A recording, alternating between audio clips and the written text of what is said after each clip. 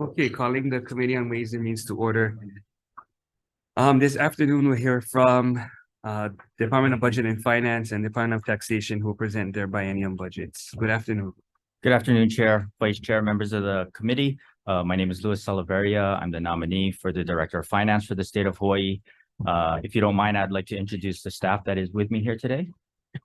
I have with me our nominee for Deputy Director, Sabrina Nasir, Tracy Bond from our Administrative Research Office, Neil Miyahira from our Program Planning and Budget Division, Rod Becker from our Financial Administration Division, Mark Anderson from the Office of Federal Awards Management, Kanoi Margot from the Employee Retirement System, Derek Mizuno from the Employer Union Health Benefits Trust Fund, and James Tabe, our State Public Defender.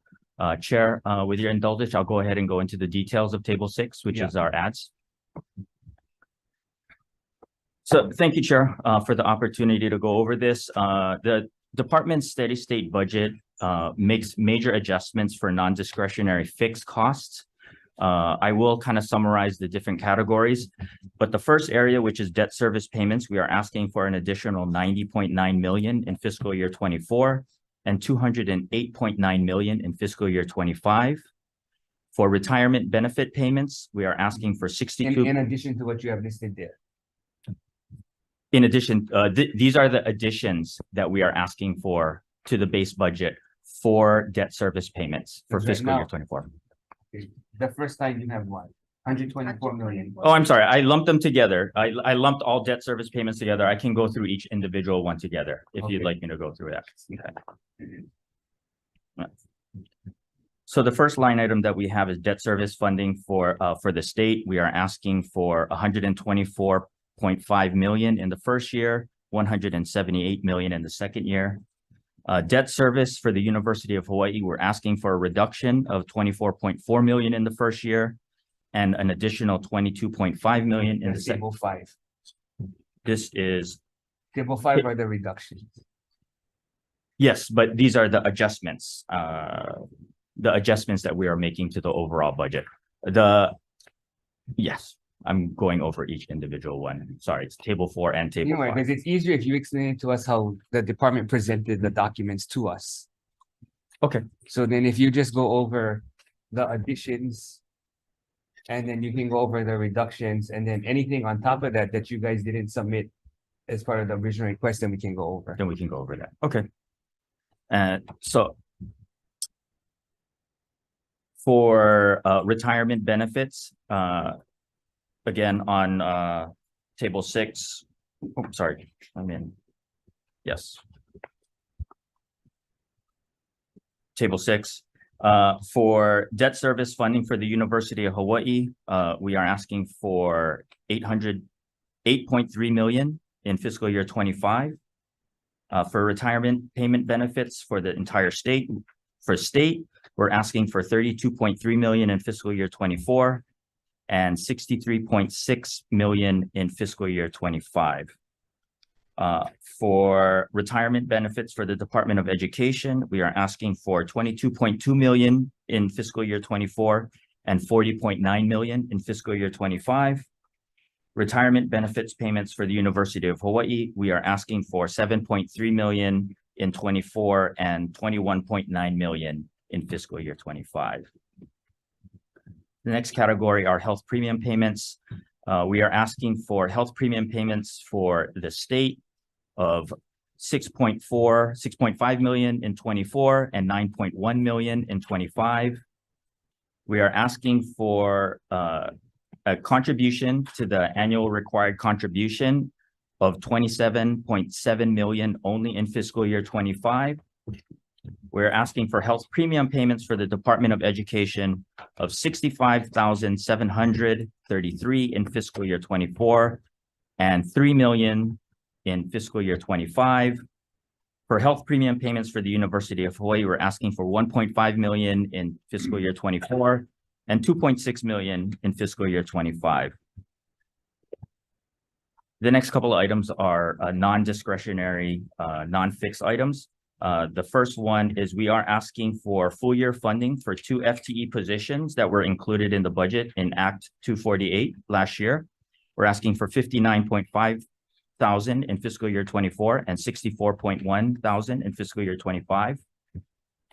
The next request is we are asking for full funding for 6 FTE positions, again, that were appropriated and approved in Act 248 in fiscal year 22 in the amount of 251,000 in fiscal year 24 and 267,000 in fiscal year 25. We are asking for the restoration of 1 FTE position, and it is an accountant 3 position in our financial administration division.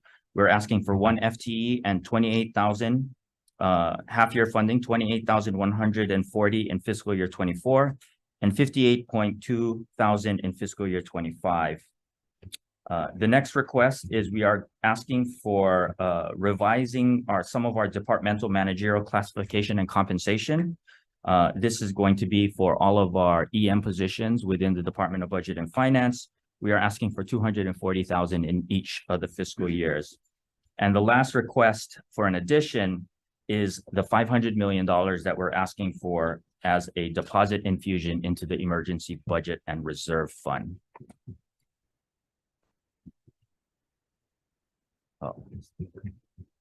There were some reductions that we were asking for.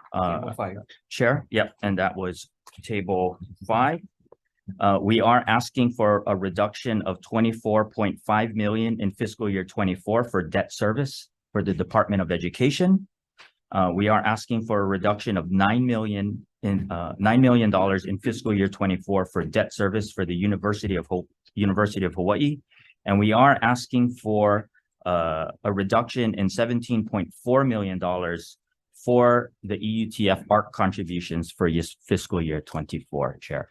That represents the request of the Department of Budget and Finance that was submitted to you back in December 19th.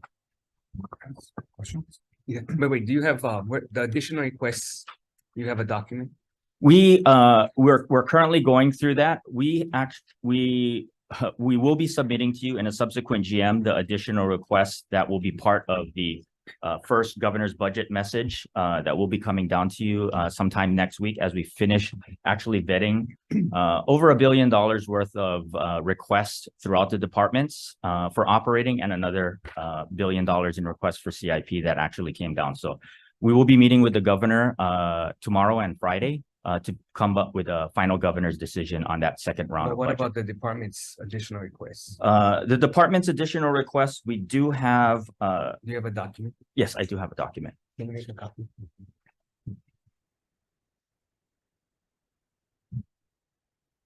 What? I don't have a copy of the document. That was. Do you have a copy that you can let him borrow?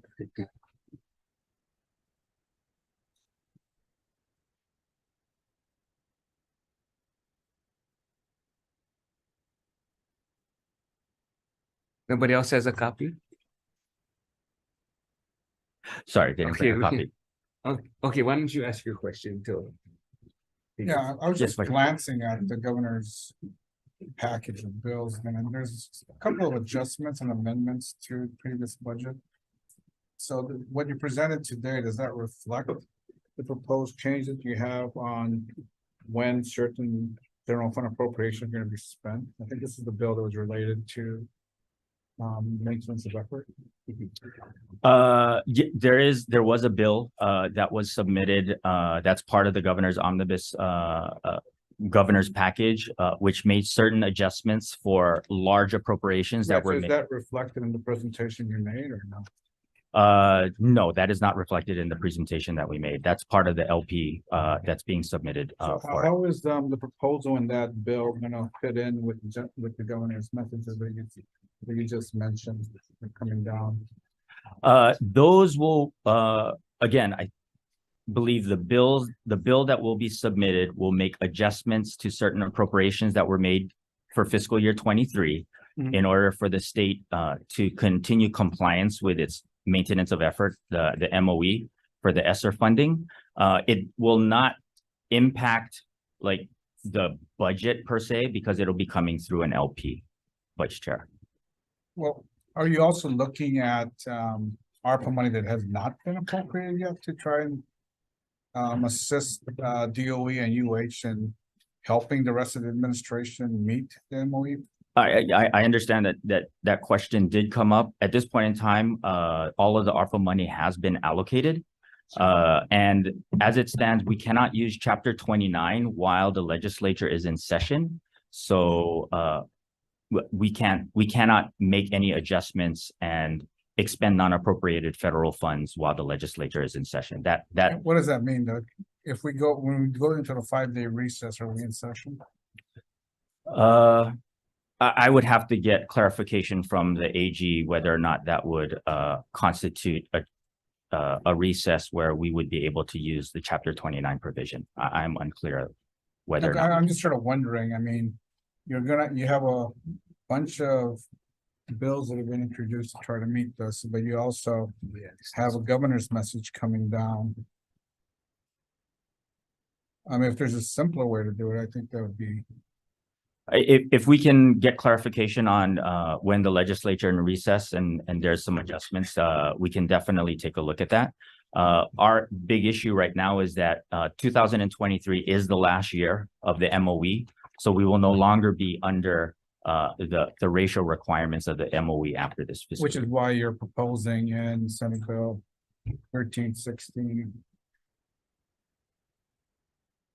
and House Bill 1018 then to make the adjustments in the previous budget. to make some adjustments in the previous budget, primarily because of the administration's ability to expend some of the money that has been appropriated for either lower or higher education may not come to fruition.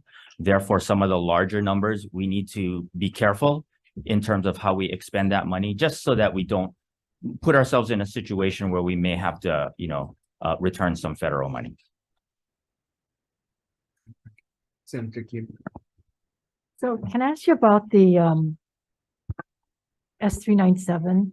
How are you handling the benefits for the University of Hawaii? I'm sorry, I a little muffled there. Senator. How are you handling the benefits for S397 for the University of Hawaii?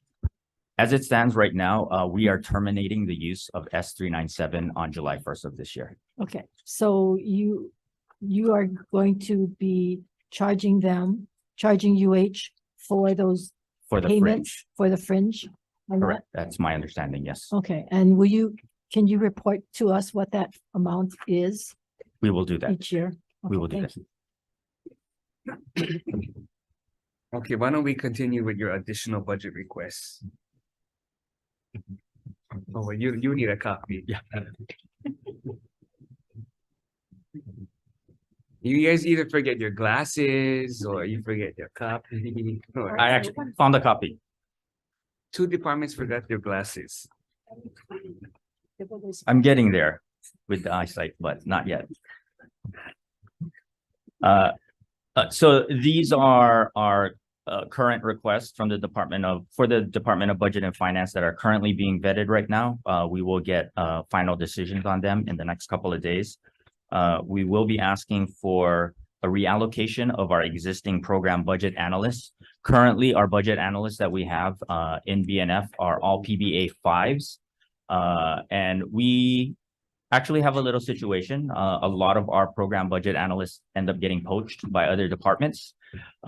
We believe that our PBA 5s are actually doing work that are probably more suited as a PBA 6. Often, a lot of them are reviewing the works of PBA 5s. And there What are. is their salary at PBA 5? I don't know the. What is it? It's a SR 24 position, so it's around mid-50s. And how many of them? We have a total of 10 PBA 5s. So you're splitting up the 215 by 10? Correct. Our second request that we have is we would like to begin scanning and digitizing a lot of budget and finances documents. We maintain a significant amount of paper in our office. We would like to change that. We are asking for one FTE additional position, accountant 6 position in the treasury. Right now, we find that there's a lot of workload that is being placed on the treasury now, especially as we move into the enterprise financial system upgrades and the ability to be able to backfill and have the kind of work so that the people who are knowledgeable in getting the state ready for this new system can be made available for that program. The Office of the Public Defender is asking for 4 additional positions and 310,000 in fiscal year 24 and 303,000 in fiscal year 25. BNF 141, which is the EUTF, is asking for 1 FTE and 59,900 in fiscal year 24 and 118,000 in fiscal year 25 for a program specialist position. I'm sorry, that's in ERS. The EUTF is asking for 1 FTE for an investment officer position. As you know, the EUTF is now starting to really increase the amount of its corpus. This is a program that at one point in time was a pay-go and now has approximately $6 billion under assets that is being managed. So this one position will actually help the EUTF in its continued management of that corpus. And we are asking for $79,400 in fiscal year 24 and $83,000 in fiscal year 25 in trust funds for overtime for the member services division within the EUTF. So the breakdown of which is 5 positions and $818,000 in general funds in fiscal year 24 and 5 positions and $668,000 in general funds in fiscal year 25. 1 position and $325,000 in trust funds for fiscal year 24 and 1 position and $329,000 in trust funds for fiscal year 25 and 1 position and $59,900 in fiscal year 24 and that same position and $118,000 in fiscal year 25 in other funds. So going back to your first request of 215,000. Yes. So if you divide that by 10, that means each person is going to get a raise of 21,000. So if their salary is at 50,000, they're going to get almost a 50% increase. So the PBA request is actually going to be for 20 positions. That 214,000 will, sorry if I misspoke, it will be for 20 positions within the department. So they're all going to get $10,000. Approximately, correct. The intent would be 20% raise would be to move them from a PBA 5 to a PBA 6. Yes. How it ends up getting applied, I think, may end up changing. But right now, the salary for an SR24 is between 63,000. Earlier, you guys said 50. Well, now I'm getting a lot more details. For 63,000 to You would think you would have that when you 93,000. first asked for it. So, Okay. So 70,000. yes. And they would get paid. They would go up, jumped up to 80, 81. That's approximately. What does this position do? These are the positions that review all of the requests. So they're responsible for helping prepare the budget, the executive biennium budget. They also work with the departments on any individual requests for allocations, appropriations, release of for expenditures. So it's a lot of review work. It's very analytical and professional. But if you go Center. across every department's going to say that. So why would BNF only come in for themselves? Well, the reason why we're asking for it is because these people actually review other departments' work. So I think as it stands right now, they're kind of at the comparable rate as the other departments, but it is our belief that they perform at a higher function and they're actually having to review other people's work. It's kind of insulting to the other departments. It's not, it's just We review your work and you know how much we make. understood, sir. Okay. Same. So- Yeah, but on your item 6, how is that related to the administration's proposal in Senate Bill 1313? I'm sorry, I don't have the details of Senate Bill It's 1313. one that would allow the board to set the salaries for the administrator and chief investment officer. If you don't mind, if I could ask the head of the EUTF to come help Good to say. answer that question.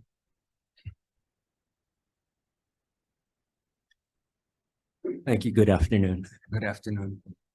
Could you repeat the question, Vice Chair? Yeah, part of the governor's package, Senate Bill 1313 and House Bill 1015 would enable the board to establish the salaries for the administrator and chief investment officer. Mhm. This proposal is to add, I guess, an investment officer position and to pay them what, 246,000. Yeah, so currently in our investment office, we have 3 positions, a chief investment officer, and then 2 investment analysts. The request is to add an investment officer, which will be right in between those positions.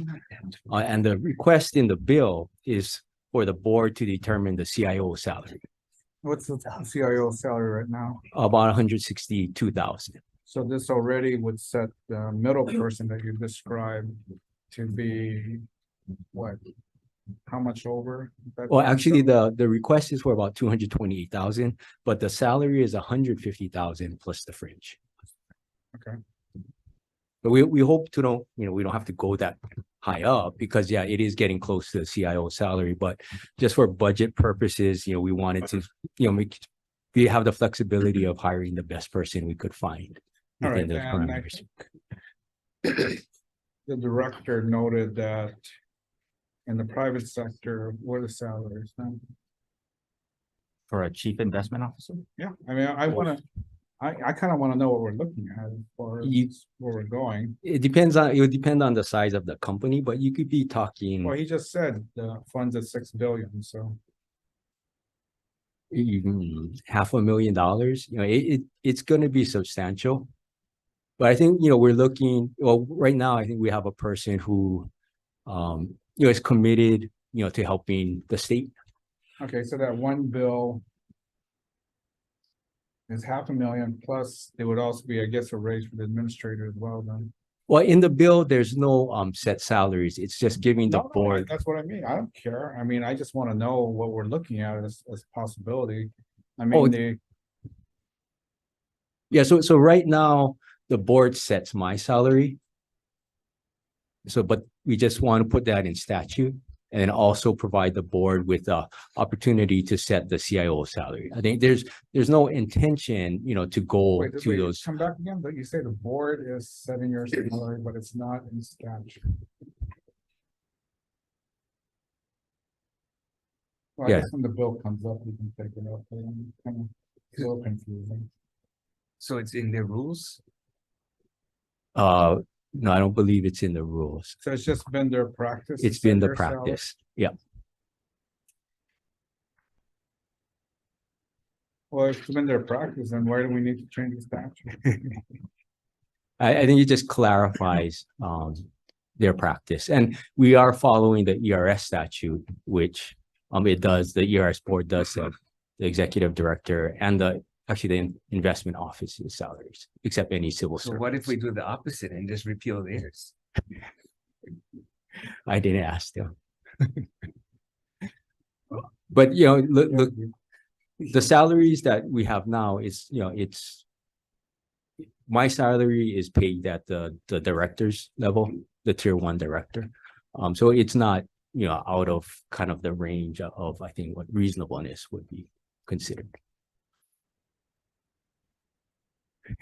Thank you. Senator Favela. I just like clarification on the third one over here is 43,000. And then fiscal year is 89,000. Yes. Is that for one position? Yes, we're asking for 6 months funding in the first year and a full year funding in the second year. Okay, thank you, Chair. Okay, I had a question on table 6.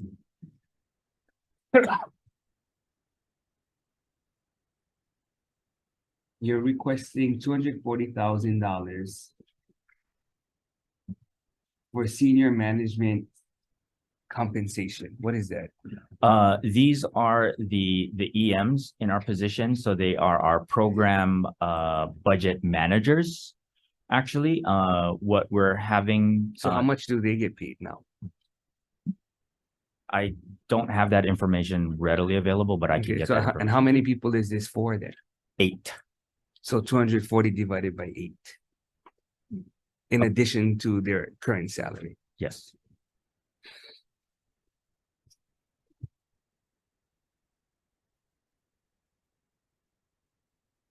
You don't know what they make now? I do not have the exact amount that each one makes.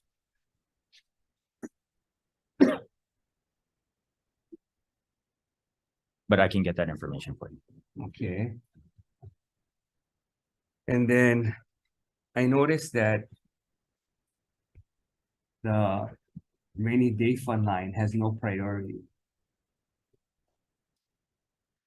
Oh, yes, it is a high priority for us. I'm Yeah, but sorry. you but didn't it state is a that. high It's priority. blank. Yes. That is essentially because that was added on after Oh. this was essentially a green administration proposal. It wasn't included in the original Yeah. state budget. But you want to give all these people raises, but they cannot even put in the priority number. We will make sure that that is corrected going forward. Okay. Okay, so what I just want to try to get at is if you were to add up all the expenses so far, so you guys added 1 billion for houselessness, 100 million for climate change. So far we tried to calculate about 320 million in tax credits. Is that correct, or is there a larger number? That is correct. Right now, it's about 350 million for tax credits. Okay. The 1 billion in the infusion into the rental housing revolving fund and the rental housing and DERF are over 2 years, actually. So it's about 450 for those two items. It's 450 million in the first year and another 450 in the second Okay, year. but we don't have those details. We will provide those details with you as we complete this next round of budget reviews and prepare for the governor's budget message. The governor's chief of staff was here earlier with the governor. And we were trying to get some clarity on the number of governor's messages we might be seeing. And she was only aware of one. There's going to be a big one, which is basically this first round. And that's gonna include operating as well as As CIP. operating and CIP, yes, that we are Is the going to be CIP looking at. gonna be more A funds? Because I know that in the EGA budget, Mhm. which you submitted, has a number of CIP that's funded with A funds. Yes, Is this next GM also gonna include additional A funds in CIP? we haven't gotten to that level of analysis yet. Your I think deputy is kind of nodding behind me, but Yeah. you know. in all likelihood, there will be some additional. I think it is our intention to take a look at, the type of CIP project, whether or not it would be appropriate to use cash CIP versus GEO. Okay, but the housing director, or not director, but the advisor, Yeah, whatever. didn't feel comfortable with using cash CIP on infrastructure, which I thought was kind of interesting. Well, right now, as it stands, the request that's coming in for HHFDC is to use cash for infusion into rental housing trust fund and Yeah, but what they were talking about was moving some of DHHL's money to build units and take and borrow money to build infrastructure. I have not had that level of conversation with them, but I can try to understand what the intention is in moving that particular route. I know that. I thought you were outside. Because we got the TV outside, right? Yeah. Oh, I was in. Oh, they weren't talking, you weren't outside when they were talking about. Yeah, I wasn't. Yeah. I guess part of what, and I may be wrong in repeating what I thought she said, but she wanted to make a huge infusion into DERF. And then at that point, allow DHHL and some of the other agencies have to compete for that money.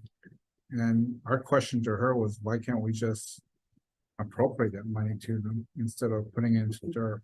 I think that's an appropriate use of the budget. Yes. You could make those infusions directly into. So you don't have into- conversations with the housing. There seems to be a lot of conversations that's been happening around the housing plan. I know that it's being developed and, there are several different agencies involved with it. 'Cause I don't know if you want to add another process to this as much as, give the money to the agencies and have them go through the process of getting it released and. I can definitely have that conversation with them. I think what we could do is we could advise them what would be easier operationally for each one of the agencies, but we can definitely have that conversation.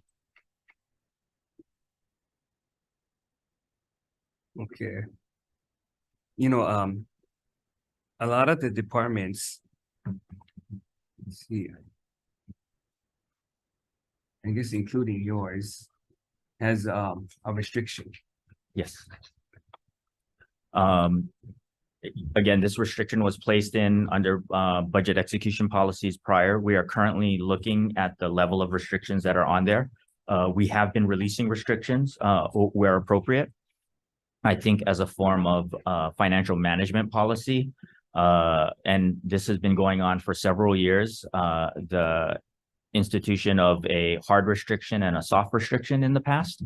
I think the last time when I was in this department 12 years ago, that was kind of the policy that we used to have, albeit things were a lot different in terms of the financial plan. So it's something that we could definitely look at going forward with the departments. But can we assume that part of the restrictions though are related to the issues with the maintenance of effort? I mean, you can't just start spending all the A funds because if DOE and UH are not spending, then I would think the other departments their spending is going to be affected by that, right? It certainly will get impacted, and I'm getting to understand a lot how the MOE is calculated myself too as well. Yeah, so a restriction might have been appropriate. A restriction might have been appropriate. Because as it stands for calculation, Even if on paper, it looks like we have a $2.6 billion surplus. Well, they spent it all already, so. Well, they can't have. and one of the things that we have to consider with the MOE for expenditure purposes also includes funds that may have been encumbered in a prior year that get expended in the current year.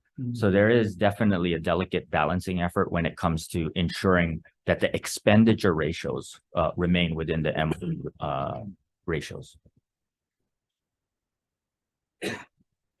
Okay, but I don't know if, let's just say 1316 doesn't pass. 1360, which It's bill is, the I'm one sorry, I don't to- have the numbers of the new It's the bills. bill to shift the Oh, the some of bill, A funds when they would be expended to, I think, the next fiscal year. Yeah. Yeah. Because it seems like, from what your office told us, is that higher ed would need about 7% more to spend. This is about- I don't have the actual ratios with me right now, but it's my understanding that they're 0.7% more, which yeah. is about, sorry, 0.07% more, which is about 7 million in ARPA. That you could just transfer 7 from- million in expenditures. Yeah, so you could Yeah. move some of the unspent ARPA funds to UH so that they could spend it and we could be in compliance. And then we don't need the omnibus bill. And it's a little bit of combination too as well, because we could appropriate it, but if they don't expend it, it wouldn't count, right? Because it Yeah, had. but did it you would have ask to them be if they incurred. could? We will need to have those conversations with the university. Yes, well, I have not had those conversations with them yet with regards to their ability to spend any additional money. Okay, because they have quite a bit of budget requests, so I can't imagine them not being able to spend it. I'm sure I can. I get mean, you together guys with- gave them an additional, or I guess part of the budget request is 10 million for 397. Yes, after terminating the use of So 397. that's quick right there. They're asking for 10 million. We can definitely have that conversation with them, Chair. And then you don't need that omnibus bill. Yeah, I think there were some other larger, I guess expenditures. I think we have been working with SFA, for example, and whether or not they can expend some of the money. So it is a very delicate balancing act. So we will get with the appropriate agencies and find out what they can expend this year in order to come up with a better projection on what the ratio will be for fiscal year 23. Well, it's difficult for us to add additional funds to their budget if they're not spending. Understood. So that's where I think if you guys want to make it difficult for these departments by keep moving the spend date down the line.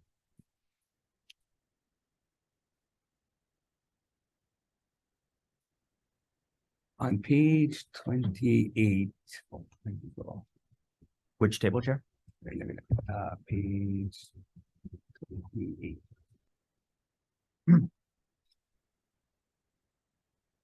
Oh, the ARPA. No, your vacancy table, Oh, vacancy. page, table 11. Okay.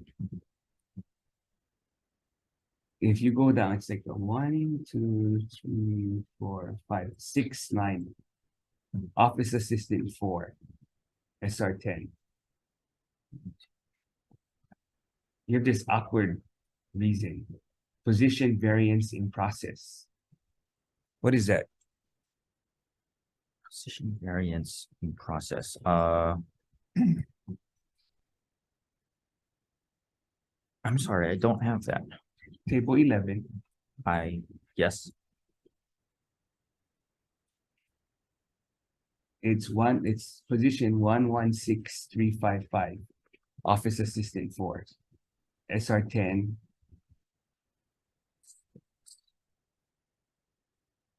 You don't see?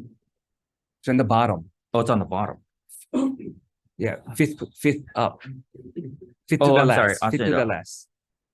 Fifth to the last. Okay. Position variance in process. I will have to ask the EUTF to come and Yeah, explain that's awkward. where that is. What is that?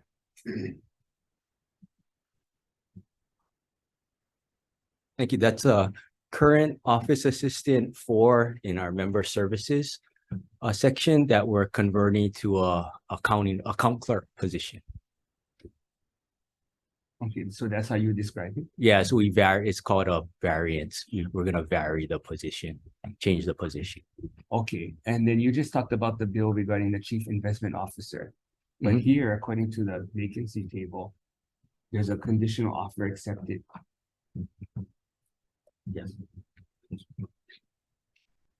So that means they already have. Oh, their staff. that's ERS. That's Oh, ERS. sorry. Yeah, Okay. that's So they have- ERS. In fact, I can introduce Kristen Valera, who is our new chief investment officer for the ERS. Okay. And then page 44. On your telework. We notice some staff are returning on June 30, others are returning on August 31st, and some are September 30th. Those would be the current agreements that we have with it. We are currently following the policy from 2010, where the employee and the supervisor have to have a written agreement in order to work in a telework. And it lasts 1 year, depending on when they applied for telework. Okay, so what were the 4 reasons for telework that were allowed?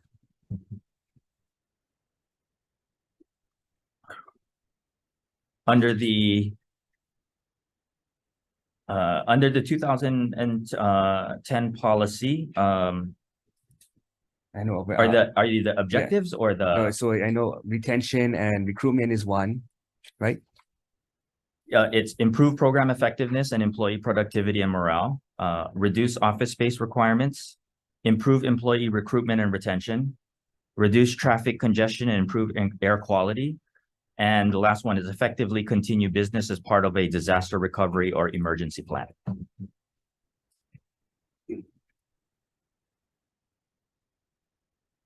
Okay. So how do you measure metrics on performance? Our program, for the program budget analyst, their work is primarily project-based. They are required to come in 2 days a week. Actually, they meet regularly with their supervisor, and they are, I guess, evaluated upon the amount of reviews and the amount of essentially the amount of analysis that they do on each one of the requests that come through for their individual areas of responsibility. Okay, so Attorney General actually sent us a sample of what they gave, of how they measure. Mhm. Do you guys have something you can send us? I can take a look, but I don't know if we have anything formalized in like a document setting. I know that the individual managers and supervisors of the analysts that are working in telework are constantly expected to be, one, able to answer the phone whenever they're there. If they are called in to have a meeting or because there's some kind of emergency, they can be called in at any time too as well. But it is imperative upon the supervisor to ensure that that individual's productivity is not hampered by their telework situation. So the telework is the reason for these many positions is because of what? The recruitment and retention? I think originally it started with the The pandemic. continuation is what? Yeah, I think it started with the pandemic, but I would have to get back to you on why it started. I believe in this particular setting with the program budget analysts, it is more like project directed work that they can work off of a computer at home and Because do you that. guys have a lot decreases interruptions. Well, that depends what's going on at home.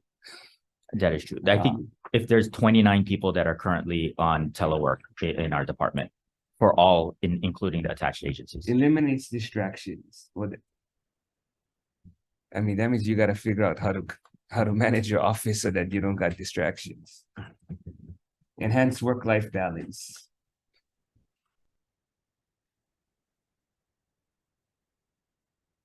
But then we're gonna give some guys, what is that, 30,000 raise and 10,000 raise. You get climate change in there too.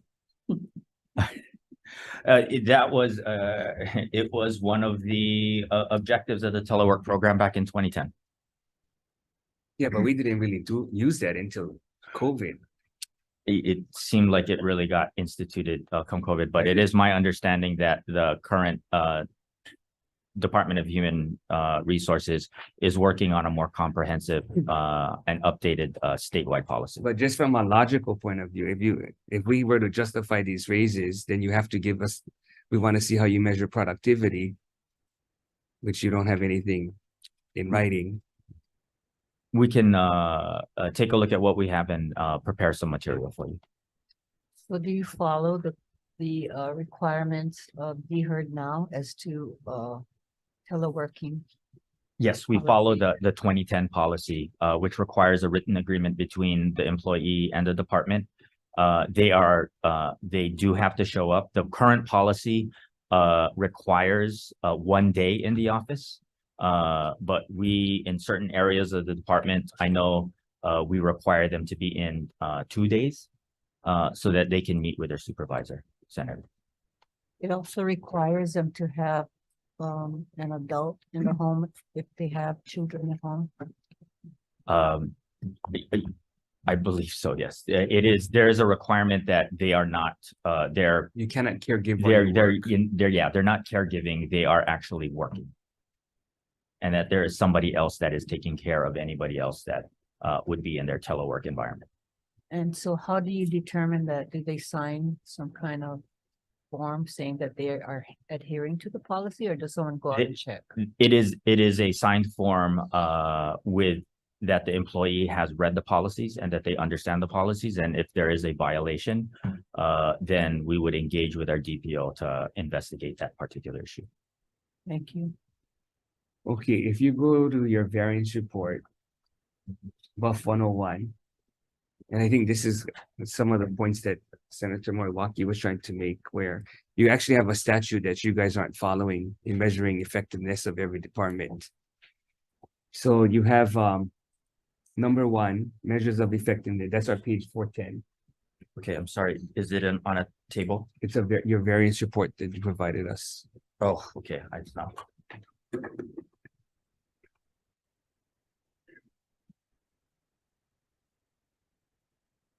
Okay, for department, Yeah, so we're measure talking- of effectiveness, percentage of recommendations made on department requests. You put here no data.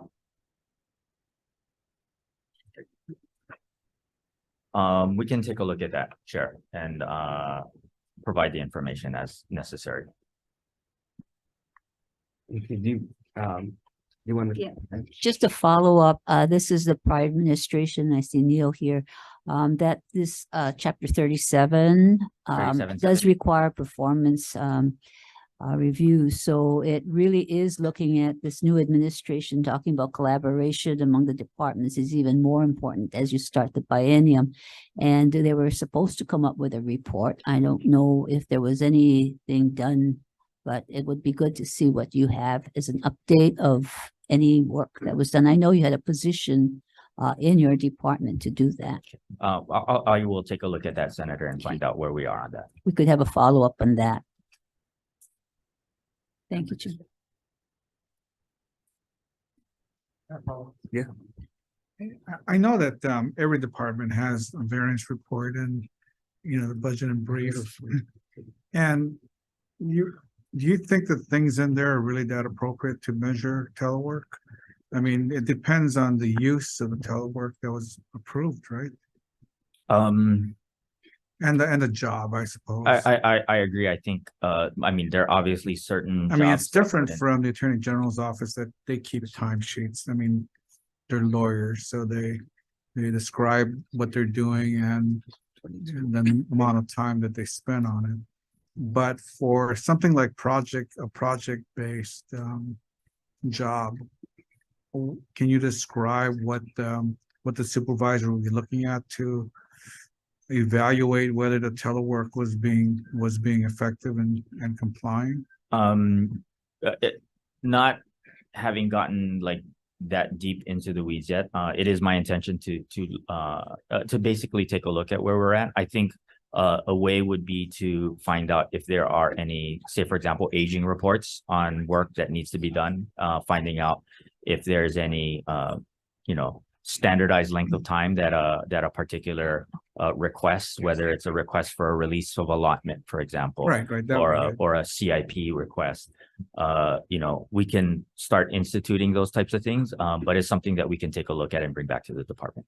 Yeah, if you have an idea of what would be, the usual amount of time that it should Yeah. take to review something. Yeah, and that being said, not all like requests for allotment are the same.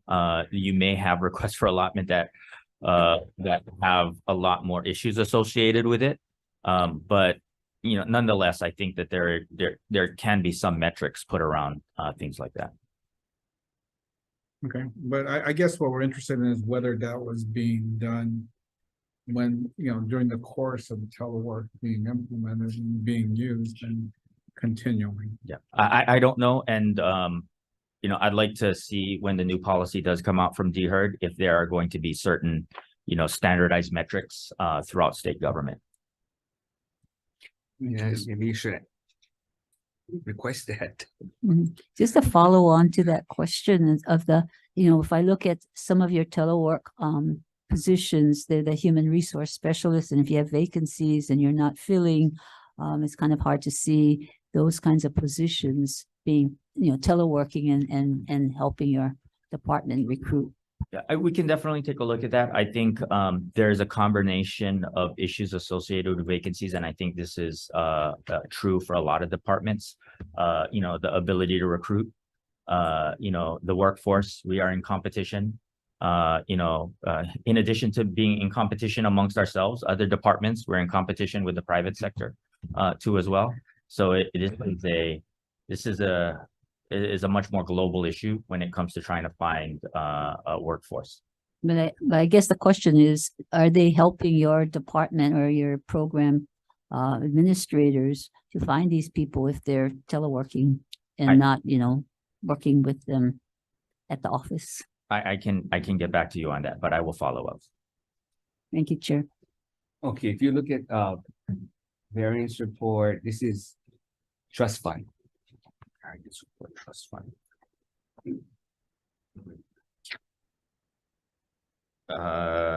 EUTF. Yeah. Or- it Says here, the first one, measurements of effectiveness, percentage of documents processed within 60 days. It says only 90. So does that mean it takes 2 months to only process 90 documents? I think we need to update the schedule. The goal, we're having issues with our new system, but the goal is to process it within 2 weeks. Okay, and then the next one, average number of days required to process enrollment transactions. Takes 2 weeks to just process enrollment transactions. Yeah, the issue with some of the enrollments is we might be missing some documents like a marriage certificate or birth certificate. So that will make the process longer. If everything is there, then, we can process it pretty quickly. But when documents are missing, then it takes a little longer. Okay, and then your abandoned calls increased by 63%, and then calls answered within 30 seconds decreased by 13%. Calls answered. Mhm. And that's something we're working on. We've struggled this past year with our new system coming live in May. So we need to get those numbers up. Okay.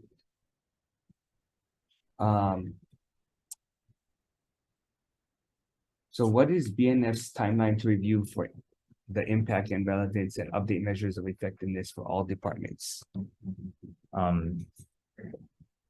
will have to get back to you on that. Are you talking about how long it takes for us to prepare the program memoranda? So basically, that you used to do the document, right? The last time you did it was when? Cayetano.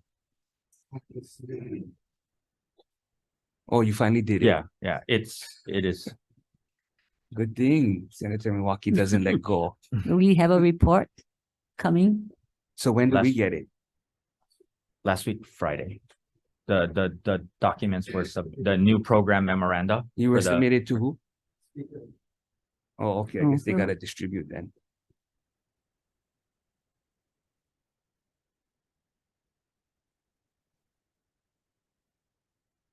Okay, and then we noticed that the governor's decision to reduce the amount of money included for roof repairs. But how does that impact the King Kalakaua building? So when we originally looked at that, you're talking about the DCCA request for the roof repairs out of the compliance resolution fund. Well, after our initial review of that particular request, we determined that because it was in a condominiumized arrangement, that the U.S. Postal Office would come up with their portion. It was our intention, and we understand that there's been subsequent discussions. What we would like from them is to have some written documentation that the Postal Office will reimburse them for any payments that are being made. That being said, there are concerns with regards to using the compliance resolution fund for something outside of DCCA's intended purposes. So what we want to just make sure is that there's some kind of written documentation that they will be reimbursed for those charges. Okay, because they want to split it up in 2 years.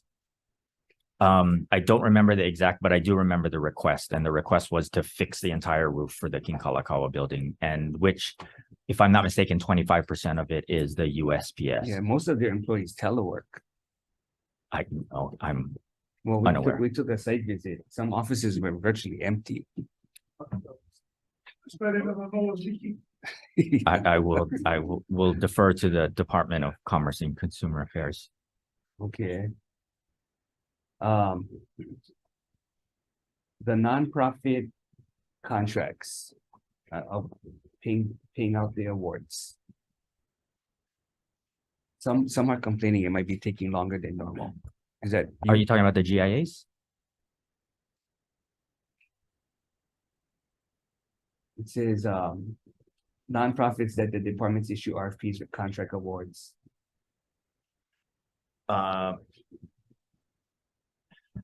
Can definitely take a look at that in terms of the way that the departments are executing the payments and their accounts payables. I am unaware of anything within our internal department when it comes to ensuring that vendors or contractors are being paid in accordance with contracted guidelines. Okay. So what about some of the things that the governor had mentioned regards into the discussion versus the GM? I'm not sure if you were listening to the conversation. I'm sorry, I was not. I was preparing for our Because hearing. we're still not sure what it means, the public-private partnership for OCCC.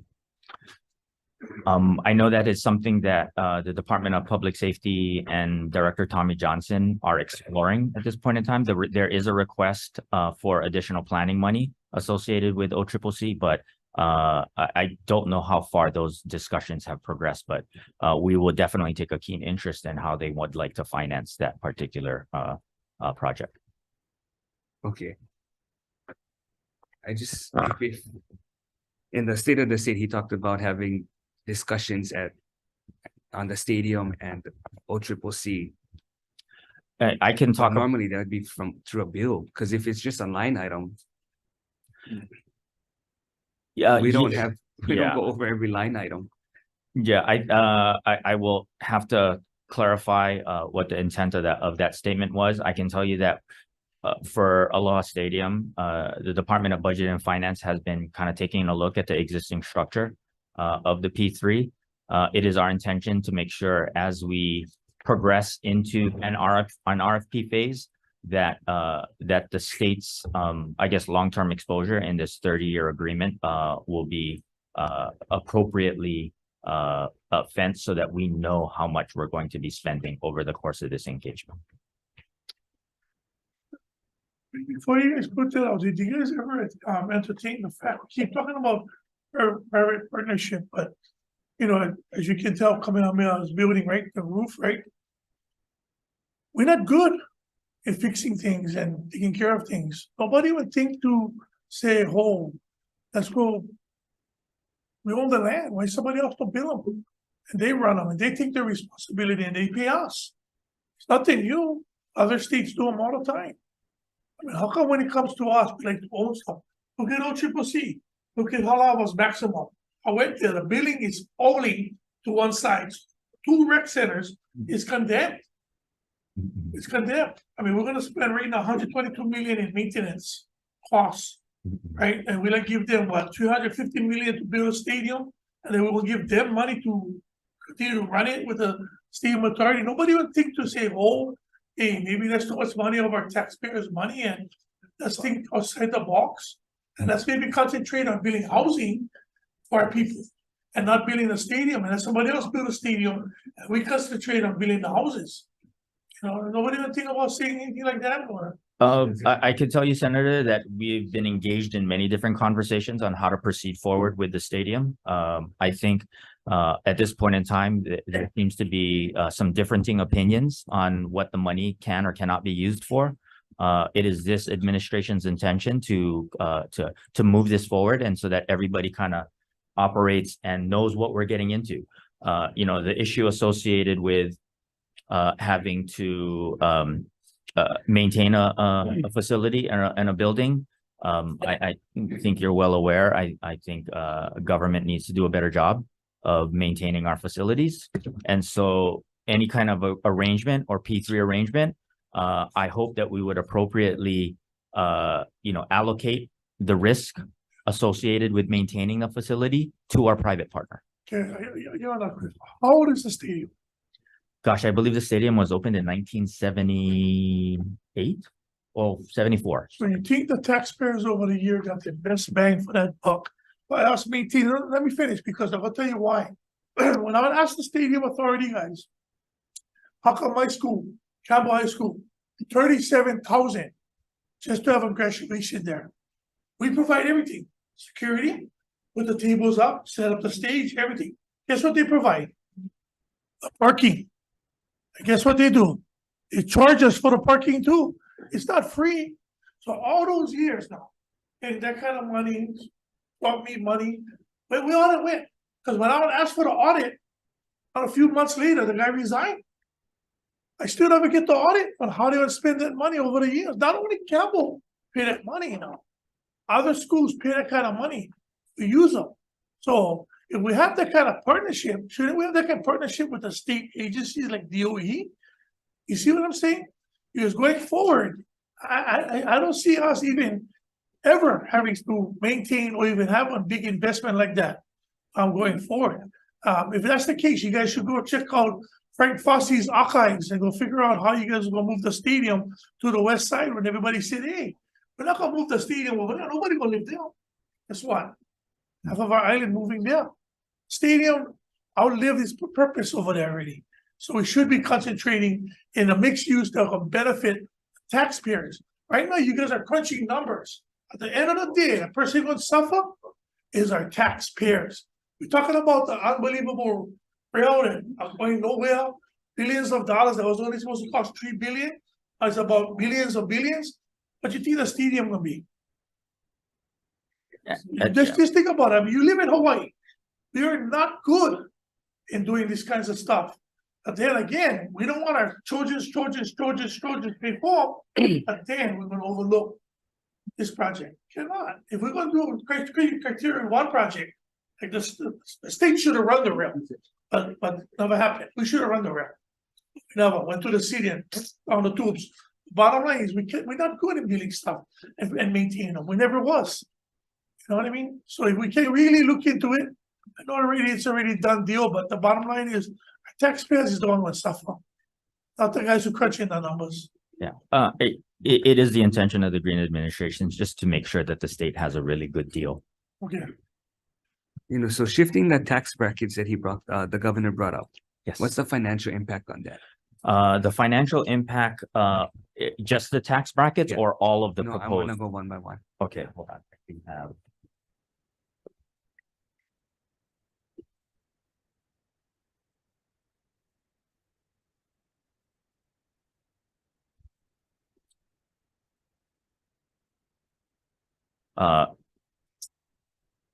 Shifting the tax brackets related to inflation will cost 10.8 million in the first year. 26.6 million in the second year, 34.5 million in the third year. Okay, doubling standard deduction. Doubling the personal exemption will cost 108 million in the first year, 113 million in the second year, and 117 million dollars in the third year. Doubling the personal exemption. Doubling the personal. Oh, that was the one that I just said, 100. Okay, so what about doubling the standard deduction? Increasing the standard deduction will cost 81.5 million in the first year, 85.1 million in the second year, and 88.6 million in the third year.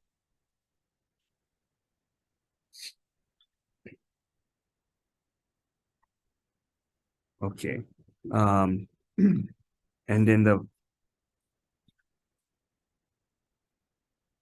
And then the educator tax credit. The educator tax credit is expected to cost 6 million in the first year, 6.2 million in the second year, and 6.4 in the third. Oh, so you guys are proposing a permanent. At this point in time, we're just plugging it into the financial plan, the numbers right now. Yeah. So the proposal would be to make it permanent. Yes. Okay, providing the rent credit. The credit for low income renters will cost 16.1 million in the first year, 15.4 million in the second year, and 14.7 in the third. And then the food excise tax credit. The food excise tax credit will cost 42.9 million in the first year, 41.7 in the second year, and 40.6 in the third year.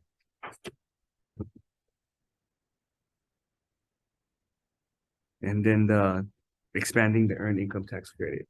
Expanding the earned income tax credit will cost 25 million in the first year, 25.5 million in the second year, and 26.2 million in the third year.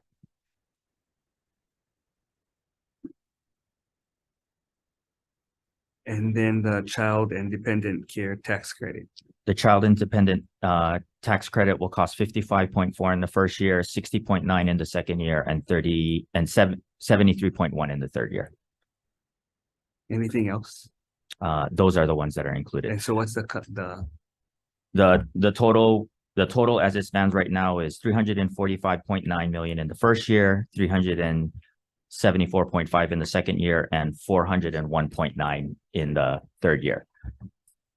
So that being said, these are just the hard reductions. This does not take into account any induced benefit when you put this money back into the economy.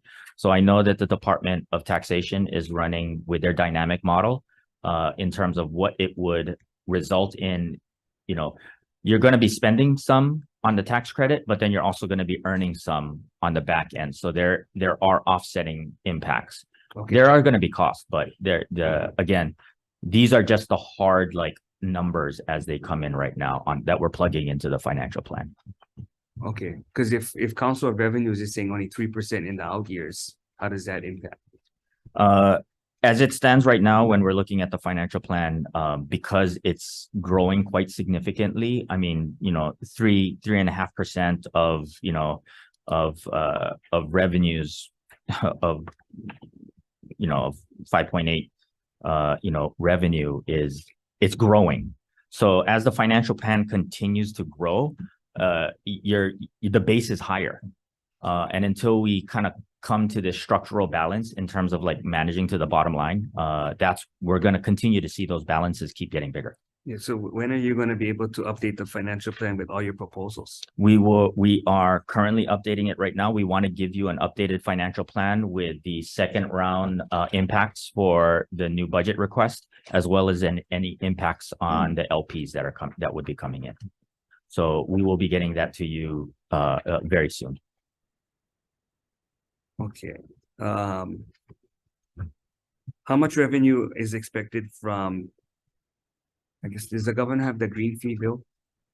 I believe that the green fee bill is in there. I don't know. I don't have any estimates on what the projected revenue would be on that. Okay. And do you guys have any kind of information on the breakdown of the $100 million for climate change? All I am aware of at this point in time is it is a pledge, and I don't have a breakdown of what the 100 million will be used for right now. Okay, the governor mentioned the hydrogen hub. Any money is going to be directed to the hydrogen hub? I'm unclear. I would defer to the Department of Business and Economic Development for how they want to execute on the hydrogen. There may be a request in, but I don't remember offhand what that request was. I can double check and make sure you get that information.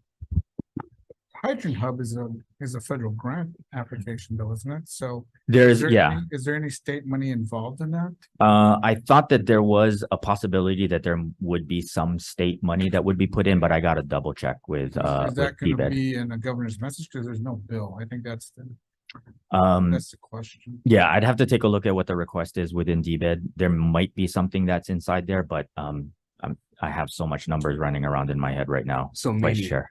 So many numbers running around in my head right now.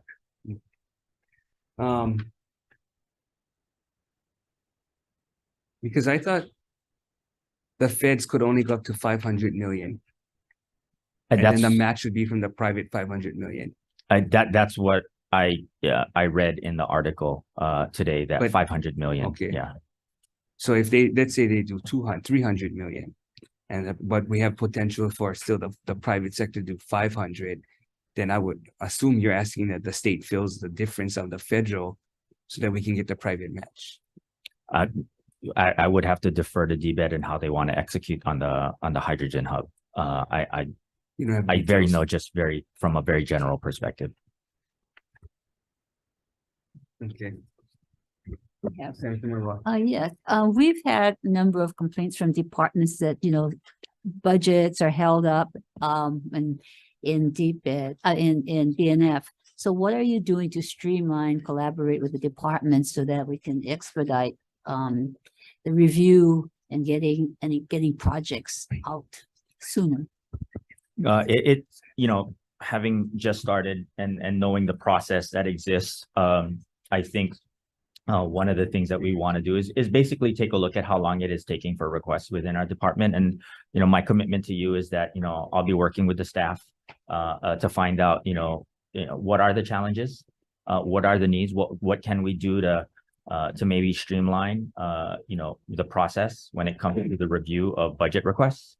But, not having been down deep into the operational levels yet, I will have to get back to you. It'd be good to have a plan of how you might proceed. There also was, I think, last session, Act 248, which gave you an administrator or a manager and some analysts to look at CIP and how you Yes. can expedite that as well. What is the status of that? We're currently in recruitment for that. It is one of the asks that we have for full year funding. So we have not been able to fill those positions just yet. They're not on the vacancy report because the positions haven't been established yet. We will establish those positions and we will begin heavy recruitment, as soon as possible. So that as well should be part of this plan of how you expedite budget requests, both for CIP and operating costs. Yes. Thank you, Chair. Just a couple of questions. So based on the governor's daily listing, if you look at appendix, figure 2, I don't know if you have a copy of this. I'm sorry, I don't have a copy of this, the booklet. Because he says that the median income for a family of 4 is $73,573. But as of July 22, DPP lists HUD figure for 100% of median income for a family of 4 as $130,600. So I just wanted to know the disparity between how you got 73,000 versus the 130,000. I will follow up with those figures. I think the Department of Taxation is right behind us. Because And then they might be that would have Yeah. different costs. So Understood. if we're gonna go with the HUD numbers, then the numbers you gave me are going to be different. Yeah, understood. We will double check. We'll follow up on that for you. And then in the cost of living section of the governor's state of the state, he proposes to boost income support for families earning less than 45,000. But HUD defines very low as 50% and below of medium income for Honolulu as 65,300. So I'm not sure how you reconcile the 45,000 that he's referencing versus the HUD numbers at 65,300. We'll get back to you on that, but we'll do a walkthrough on how the median incomes were determined. Okay, because there's no reference of Okay. the source. Okay, so what we'll do is we'll recess so we can have DOTAC set up, and that's just questions. You're saving all your questions for confirmation. Okay, recess.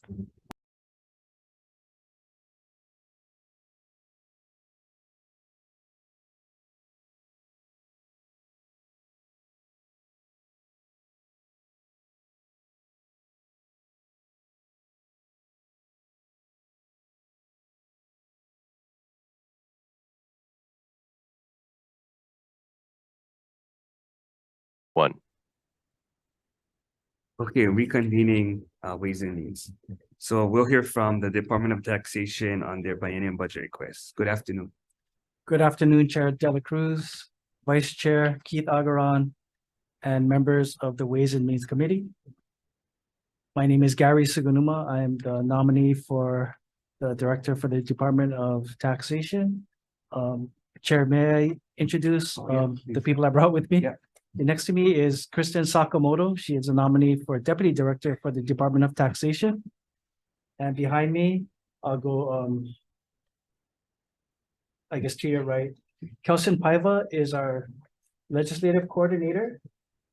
Seth Kobe is our tax research and planning officer. I have Nikki Thompson, who is our tax service administrator. Lynn Araki Regan is our tax collector. Gentleman to your right in the back is Min Ming. He's our administrative services officer. Corey Higa, next to him is our information technology services officer. And Regina Yuen is our tax compliance administrator. Thank you. May I begin? Yeah. As you folks know, the Department of Taxation is responsible for collecting the tax revenues that fund the programs and services for the state of Hawaii. The mission of the department is to administer the tax laws of the state of Hawaii in a consistent, fair, and uniform manner. But you can just skip to table 6. Did you receive, we submitted our updated table 6 this morning. And I'll go off of that first. So Oh, you know what? Do we have it? Yeah.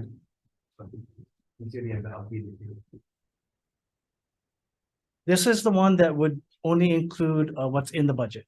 So yeah, this is the EG budget really. Correct. right, With the table 6 we have, but you said you have additions to that. I know we submitted one this morning. Maybe that's the one in front of you. That would just be the EGA decision. Yes, just the EGA decisions. Oh, so it's the same thing then.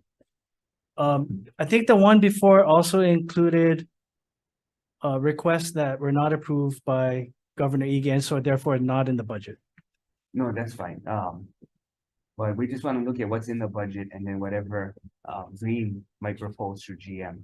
Okay, Because we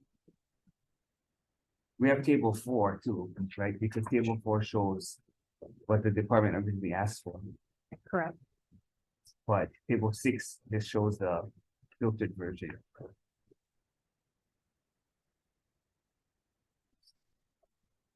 Oh, it is, okay, yeah, this it is updated. okay, let me go over I guess what we'll call the EGA budget. The first one is 29,000, right? 600. That's correct. So Okay. that would be half year funding. Big Island District Office. What page you have, Chair? That's our page 115. Okay, thank you. Yes, so these are positions established by Act 248, Session Laws 2022. Okay, Um, so Big Island gets. A half additional year. funding. Okay, that's correct, just for one delinquent tax collection. So it's a collections person there in the Hilo office. okay, Kauai. So next is another position on Kauai, correct? So that's same thing. It's a collections person over on the island of Kauai, also pursuant to Act 248 last year. The next one is half year funding for positions on Oahu, and this would be specifically tax review examiners. So this is auditors, office auditors on Oahu, 3 positions. Also pursuant to Act 248, Session Laws 2022. After that, Yeah, page 115, 115.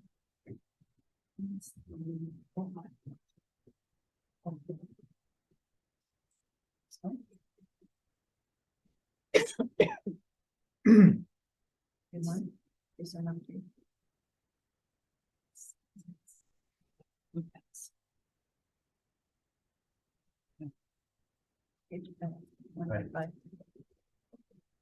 Okay, cool, thank you. Okay, and then. okay, the next request is, yes, the big one is, this is to fund the TSM project. So this is for monitoring and maintenance. After that, I thought that was being negotiated. the TSM. Yeah. Project is done. So it started in 2015 and I believe it ended around 2020, at the beginning of 2020. So now we have the system. Also, it goes by the name of Gentax, which is, I guess, the system name. And it does require maintenance. I guess like any system, I guess if left neglected, then it is not as reliable. And it is a vital system for the department. Virtually everything we do is assisted by this system. And so we have I guess we have a crew of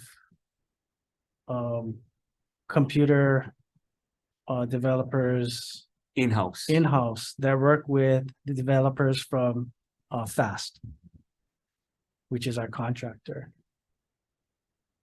How many positions do you have in-house to do that? As versus fast?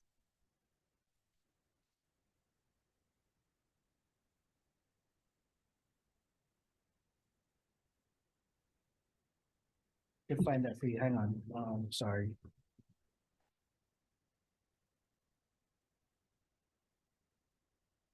It might be faster if I just ask Corey Higa to come up. He is the Information and Technology Services Officer.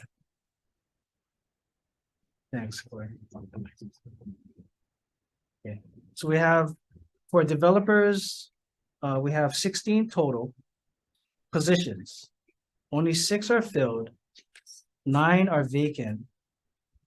5 of the positions are filled with 89-day hires right now. So as I understand it, it's been a challenge to keep the developers. I think pay is one of the reasons. So they come in, they get trained up, and then I believe the salary tops out at about 100,000, and then they get picked up in the private sector and get paid a lot more money. And so these are an active recruitment.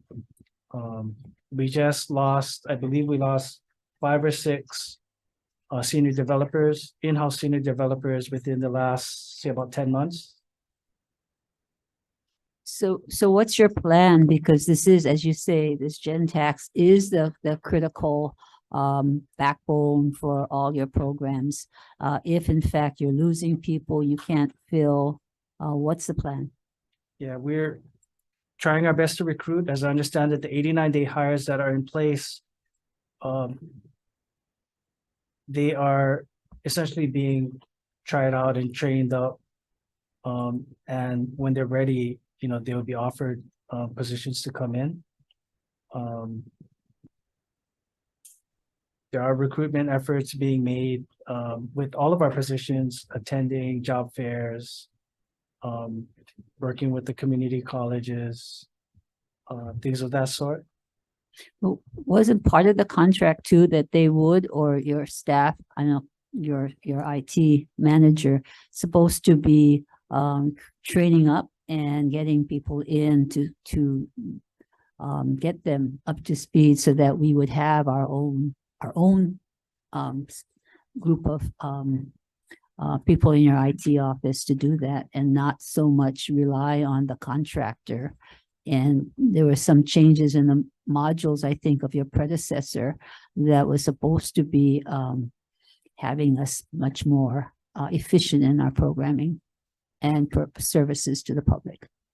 The way I understand it is the in-house developers that we have are not at the level, I mean, I guess the fast developers are at a much higher level than the civil service in-house developers that we have. And my understanding is that the in-house developers, even with training, will not ever rise to the level of the fast senior developer types. I mean, like I said, they come up, they learn enough, and then they go into the private sector and they find other jobs. And so I did have this discussion with our with Corey here. It would, even if we could increase the salaries for the senior developers within our department, because I asked him, I said, we spend a lot of money for these contracted developers to help us. And my understanding after talking to him is that even if we could throw them the same salary or we spent the same amount of money and we paid, big salaries to these in-house guys, there is a benefit to keeping this contractual relationship with FAST. So as I understand it, FAST is the developer of the Gentex system. The Gentex system is used in more than half of the states. I believe 47 states and municipalities and local governments use the FAST system. So as I understand it, part of the benefit of having the contract with FAST is not only that they have developers that they actually house inside of our department so that they can react very quickly to problems with the system, but they have access to system updates, upgrades, and they have solutions that they can retrieve from other states where they're working. I understand that, but that was a problem previously and what we're trying to change. So are you saying we're going back to having a contractor that's outside the state again? I think that was the problem, that we wanted to have our own, and whether it's, sending them away to get them trained, that we would not have to deal with, being kind of at the behest of a contractor. It's at $7 million, So, I'd like to see what your thoughts are on a plan. I don't know what was happening before with Corey, but there really was an attempt to grow our own, and whether you have a plan in terms of not paying them more, but did you do exit interviews so that we could see how can we retain good people, and maybe we need to train them up. But we need to have a really strong cadre of people in our state. Yeah, I thought it was gonna be where we would still have access to them and we would pay for specific services, or if we needed clarification, or real limited when we needed assistance, and we would build capacity versus like totally depending on them. Is that, I don't know. maybe That was you the can- plan. My recollection is maybe that can one time, answer. we were looking at Maybe Corey can answer because he's been, he's been here. Cause it And changed, it trying. depends, because the previous. Yeah, that's correct. So we've been You lowering our, just state your name. so Corey Huga, I'm the IT officer at DOTAX. So we've been working on reducing the FTE count that the vendor provides. So we were previously 2 fiscal years, we're at 8. This fiscal year we're at 6. Next 2 fiscal years, we're looking at getting down at 5. So the vendor is providing the backbone of the assurance that we have the capable developers there, no matter what happens to our staff. We are working on supplementing our in-house staff, working with them side by side, learning exactly what they do, doing the same work that they do to get up to that level. But we are still using FAST as that backbone to make sure that our Yeah. system is stable. Okay, But you are. so it's not a change in policy on how you guys are operating? No, with we it? Oh, we are still actively working on using that FAST staff to train our development staff. But the way that our pay grades and go, we do foresee using that FAST professional services as the backbone in case our staff leaves for higher paying jobs. So have you been working with OETS on, this working group that is looking at how can we support the departments, whether we consolidate or we give you training up or exempt positions so that we can actually have our own people in-house rather, and if they learn alongside FAST, at least we have our own people Yeah, being trained up and we retain them. Yeah, thank you. I am part of that, the working group. The working group with OETS. Yeah, but the work that we do at DOTAX is very specific development, and the skill set that we do and development we do on our system is very specific to what we do at DOTAX and does not cross to other departments. So the software development skills are common, but there's a lot of complexity within our system that takes a lot of years to learn. So with these people who've left, have you done any exit interviews to see why they left and whether we can accommodate, whether it's training up, whether it's not just compensation as the director says, but what are the reasons for their leaving? How can we retain good people and compensate or give them whatever support that they are asking for? Yes, we have done some exit interviews, the one that recently left. A lot of it is compensation. taking exempt positions within the state or higher paying jobs in the private sector. Some is benefits such as being able to work from home, other things that are a little more flexible outside of what we do in DOTAX. We do have a little more strict security regulations with the IRS mandates that we have on our technology. But those are some of the things that we're working on. We're focusing on bringing in new developers during the training. But within our pay scale, within the civil service, it's very difficult for us to incentivize as we go along, right? So we're doing our best to train, prep people. But once the higher paying jobs are there, it's really hard to retain them.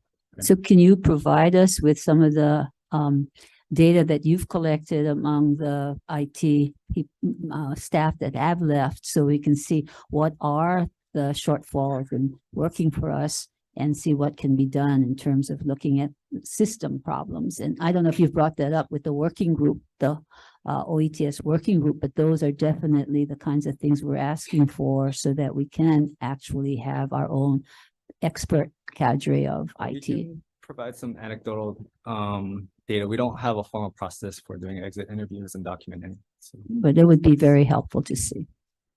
Probably like all the other agencies, it's the pay scale and the going to other private sector businesses. yeah, I mean, Well, what was the average salary of those who left? It's anywhere from 25 to, I've heard more than that percent more. 25,000. No, but as far as dollars, what's the Dollars. average salary of those who left? Oh, at DOTAX? Yeah. I don't have the number off the top of my head. Or just It's in the here. 60 to 70,000 range, most of Okay, them. because BNF just came in asking for 30,000 increase for each manager. Mhm.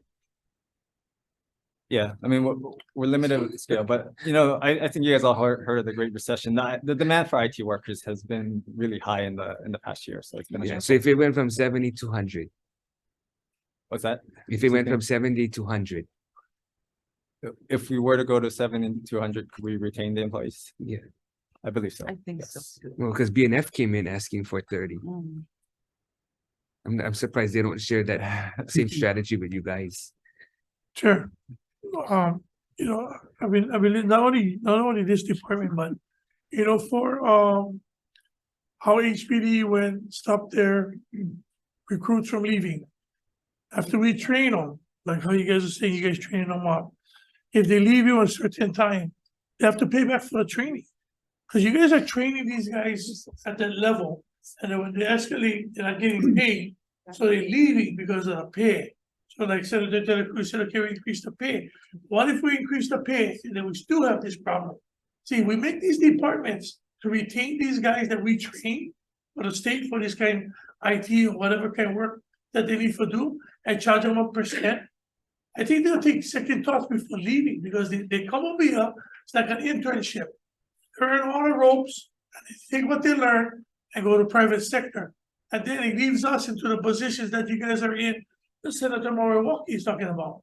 So I think maybe we should make one bill, that they stay a certain amount of time after they get trained up, or they're gonna pay back the department for their training and leaving. I mean, that should be something like that too. Well, you just gotta look at the opportunity cost, right? Yeah. So if we increase the salaries to retain, is that cheaper for us and more beneficial for us than paying the expensive contractor? Or is it cheaper to pay the contractor? That's where I'm unclear, because it seemed like from one director, I mean, to the other, that the rationale changed. Yeah, so part of it is my direction as well. So I've been in the position for a little over a year, and as we learn more with how the system operates, with how the FAST team operates, and how our developers operate, the direction has changed a little bit. I think previous directors have kind of alluded to us completely getting rid of FAST. But as we kind of observe the system and how critical it is, we think that we believe now that it's vital to have some level of FAST involvement. Yeah, I never heard that. I always heard that they would at least pay for specific services that were needed. I never heard completely Okay. getting rid of them. Okay. So I heard I was building capacity and just paying for specific services we needed versus basically having them on retainer. Yeah. And then on top of that, they charge us for additional services when we ask. Yeah, so I mean, our focus has been to reduce the FTE. But part of having them sit with us is they understand our system, they understand our tax code. So when tax laws are passed each year, we have about 6 months to implement them for the next tax year. We're ready to go, right? We don't have to train new staff up, set new contracts. So it gives us a much quicker turnaround to have them sit with us and Yeah, understand. the only thing where is, it's more. then you're totally at the behest of the contractor at some point. Understood. So So- that's where I think we were trying to Yeah, avoid here, and where we didn't identify want- what you need them for and what other things you really need to train your own people for. Correct. And as we reach out to other states and understand how other states operate and Well, stuff, they're so much bigger, some of these, right? But- so they really can control out the of contract. Yeah, out of the 47 states, municipalities, all of them use some level of fast professional services, right? So we're actually on the lower side when we talk to our peers of how much professional services we use. Yeah, now, but I don't think we were that at that point, at one was point. Earlier, yes. we were, Yeah. Right, so I think we've made a lot of progress in the past 3 years in our level of professional services on our FTE Yeah, count. because once we totally depend on the contractor, they can name their price and we have no choice. So I think that's what the previous director was trying to find some balance there. You know, the problem was when, you're totally dependent. For example, I know that there are 4 modules that we didn't need. We had to pay to take it off, which, again, if you're in control, you can say, I don't want this and I do want this, and be able to drive the bus instead of, be on. I have a Tail end short of the question. Okay, okay, go ahead. Okay, so having been, I think we're down to our 3rd director. Was it when we started the IT programs? More than that. More than that. So where we are today, you have more on your staff that's doing the IT work in-house. Good, because I said, we have more positions. We're trying to fill them. Oh, okay, okay. Another thought too is, I remember a company sort of working at a bank that we're going through the same issues because they're all settled right now with IT and banking.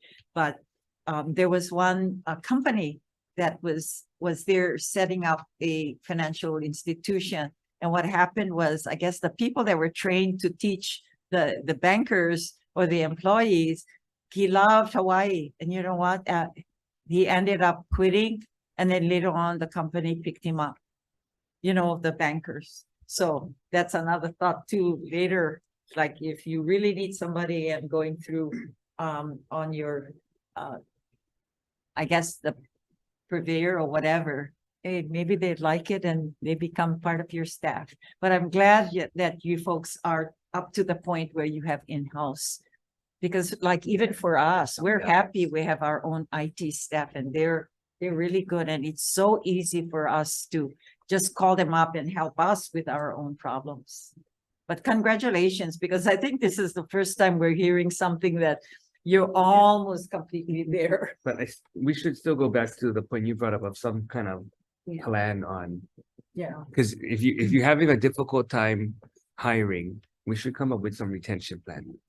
And again, I'm just go back, maybe the director talking to OETS because they were supposed to be helping out and I don't know where you are in that process, but I think, we were looking at what things can they help you with, what things should, because you have subject matter expertise, but still, what kinds of things can you expedite, either getting people on board and maybe even looking at exempt positions and because they're hard to fill. So those kinds of discussions should be happening in a working group. Yeah, I believe that is part of the submission to the next legislative session, right? Is the talent retention and employee recruitment. So, yeah, would advise the director getting more involved too, to support the IT staff. Okay, well, they still have about 5 more lines, so maybe, is that what you're talking about? There's money for that, okay, go ahead.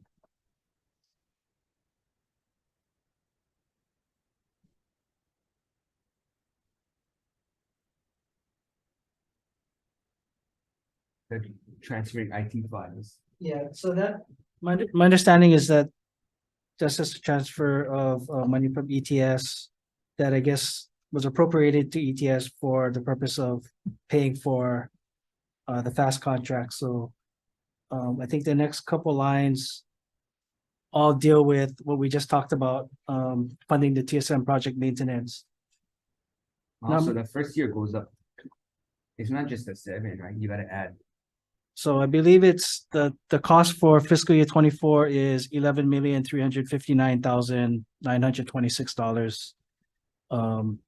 So how much of that is we really need, and how much of that is because we don't have the people in-house, so we have to go and supplement that? If, I guess hypothetically, if what we're talking about is are the professional services from FAST, so the FTEs. That's roughly $2.2 million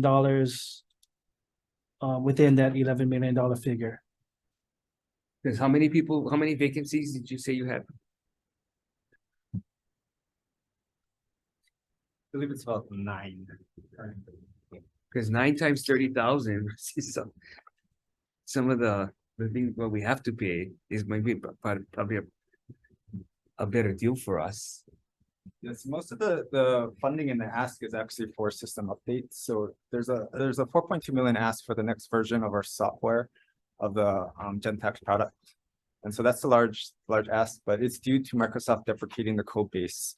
So we're gonna have to do it at some point. And the longer we wait, the more code that we have to transition to the next code base. No, I'm just trying to figure out from the 11 million, how much of that is due to the fact that we're not fully staffed? Oh, so it's for 5 FTE in both fiscal years 24 and 25. We're holding that line regardless of our staffing levels, right? So we're trying to fill that gap. So we've been filling with 80-90 hires. But regardless of us being fully staffed or having our current staffing levels, we believe it'll be the same 5 FTE. So it would still be the 11 million? Correct.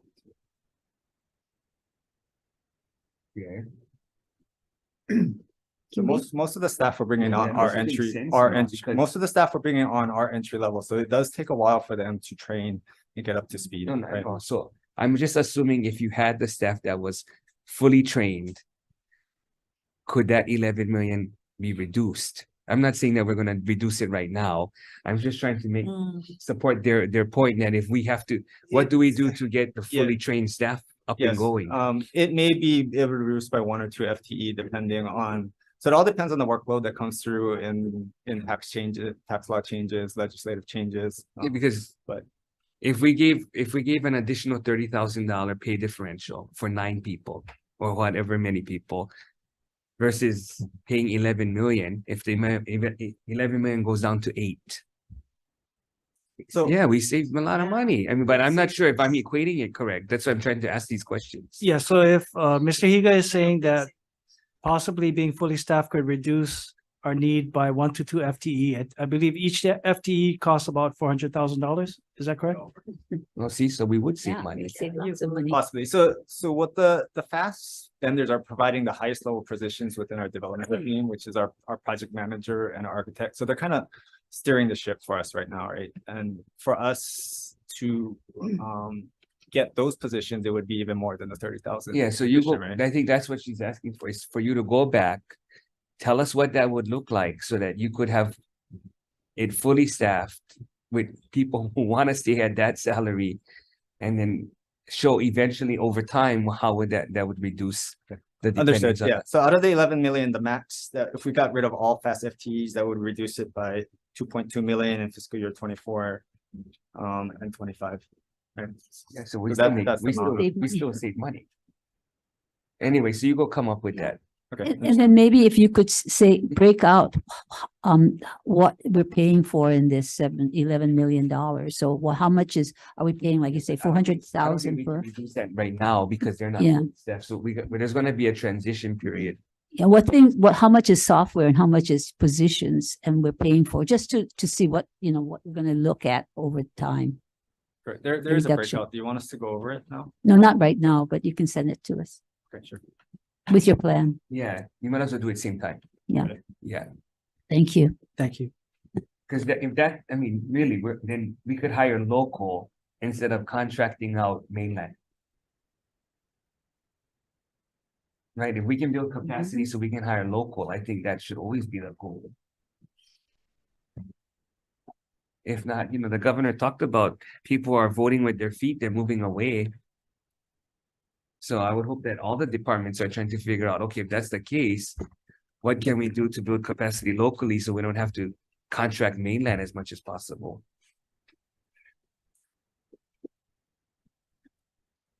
I'm curious, in your table 13. All the overtime that's projected is allocated toward IT. Is that a function of the vacancy or what is that? Your actual overtime spread over a number of different line items. I mean, it's not a tremendous amount of money, but. Yeah, so we have nightly processing that we run during the night, so we cover that work is covered by OT for our staff. So it's normally they run standby, and if anything goes wrong during the night, then they sign on to fix it. Then the department's not anticipating any overtime in the rest of the department. Not that I'm aware of. The only overtime possible right now that I'm aware of is during the legislative session. So we had a number of positions. We had a number of attorneys that left the rules office who handles a lot of our legislative duties, reviewing bills, drafting testimony, covering hearings. So that now is going to be handled in part by our technical section, which is within the rules office, but they are non-lawyers and civil service as opposed to exempt. And so to the extent we need them to come in on the weekend because hearing notices come out on a Friday and we need testimony by Monday, I anticipate that we may need to bring them in on overtime. But that's all I'm aware of.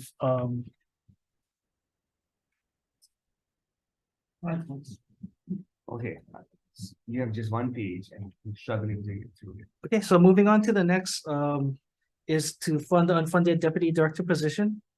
So How are you getting the money now? my understanding is that we have reallocated money from other vacant positions to cover the salaries for now, and that's why we're here asking for funding. The last director did not hire a deputy director, so the position remained vacant for at least 2 years, and I believe funding was taken away because it wasn't being utilized at the time. Okay, so if you guys can do that with the deputy director position, why don't you do that to pay pay differential for IT? I mean, if it's okay with you guys, You I mean, guys I got can all these- explore that you for guys got sure. All these vacancies. Not that we like that, but if we could, I Sure. mean, I feel like we're kind of more on a emergencies, urgent type of situation. And then you come in and then you fix it during the budget. What? That's definitely something we can look at for sure. Or, Yes. but you don't have to do that now because we're where we are. It's easier for you to tell us what the pay differential is gonna be, because last year we gave pay differential to SHIPTI, Attorney General's office, certain divisions in human services. I mean, they told us they couldn't fill. And it was cheaper for us to do that. It's better for the economy in some situations because, like SHIPTI holding up everything is not gonna be good for our economy. So we tried to look strategically at these things. The Attorney General was losing people to the city, to the feds, to the nonprofits. So we tried to get them bumped up. I guess while we're on the subject of, I'm sure you saw our vacancy report, and so we do have quite a large amount of vacancies. There are a lot of positions, especially the entry-level positions. I've been talking to the managers that are hard to fill. And some of the positions, tax positions require some specialized knowledge, I guess, unlike other civil service. Yeah, but they're entry level. Some of them are entry or just above, I believe, And so that would what's, require. well, you should look at we should go look at the MQs. Because then do they need a bachelor's? Can they get a AA? Yeah, And we've so we been, can work with community college in creating a pipeline. sure, If it's we're entry thinking level. pay differentials there would be very helpful too in recruiting. Depends on what the positions are and what Sure. your priorities are in terms of work to be done. So. We could come up with a list with proposals, if you folks are open to considering it. No, we are, I mean, we funded about 230 positions with Department of Labor last year to fund internships. And so if we know, if there's a pipeline, we can fund student internships to go work at TOTEX. So they get their AA, they get the internship, a paid internship that the state will pay for. When you train them up, I think they will. And then, yeah, if the intern is good, then you hire them. Yeah, I believe we have one intern right now. Through Department of Labor. Yes. Oh, see? Yeah. So why don't you expand that?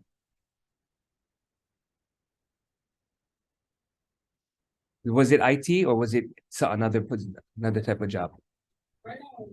You gotta, sorry, because everyone's listening, so you gotta.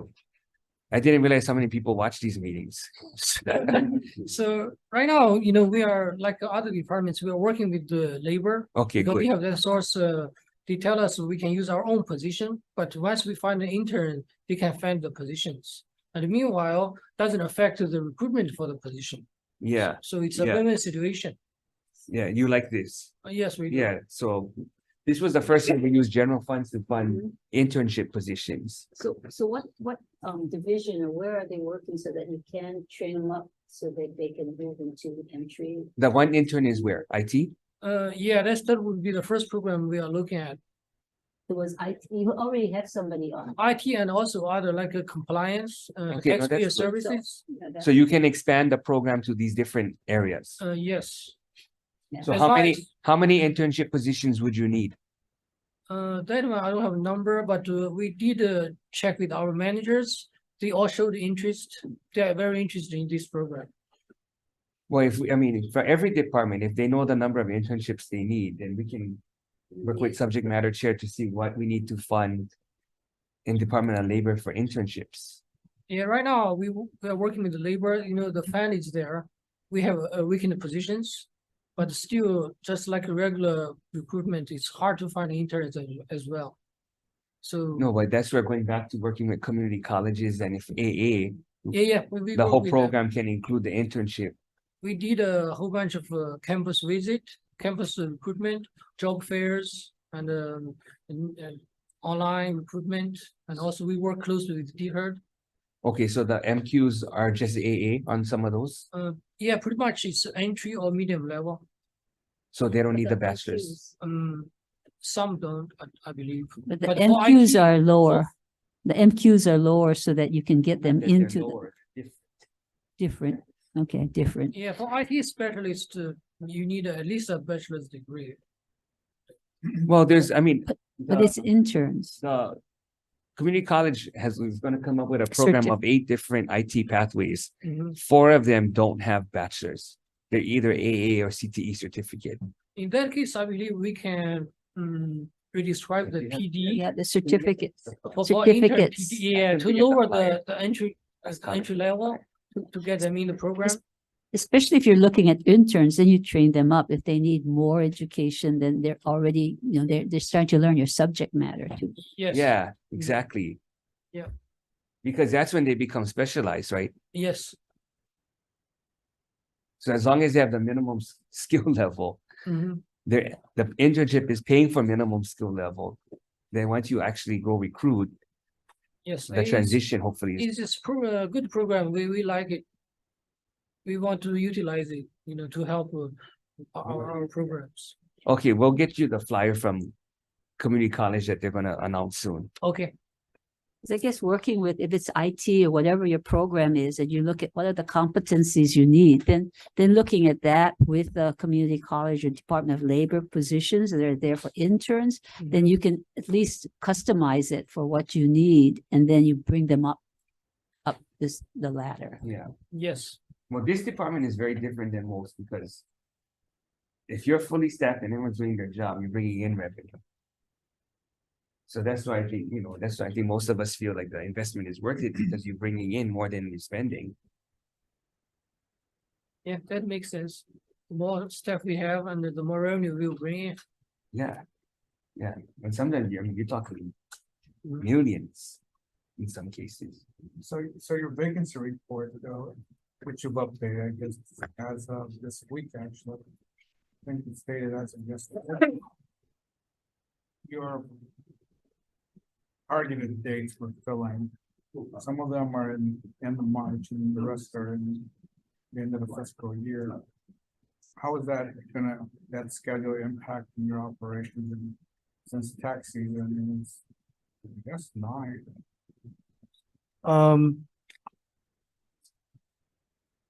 I think we've been getting along. I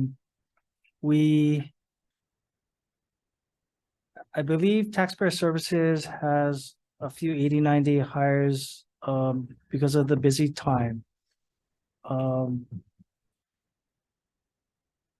not sure. It doesn't sound like we're going to be hiring any more seasonal workers, so to speak. So I think for now we have sufficient personnel. A lot of the positions are compliance and audit type positions that we need to fill. So those wouldn't hamper our ability to process returns and collect money submitted to us, but then they do impact our ability to, I guess, look at taxpayers a little closer, review returns a little closer to find, any indications of non-compliance or fraud so that's where the additional positions really help with the compliance side of things.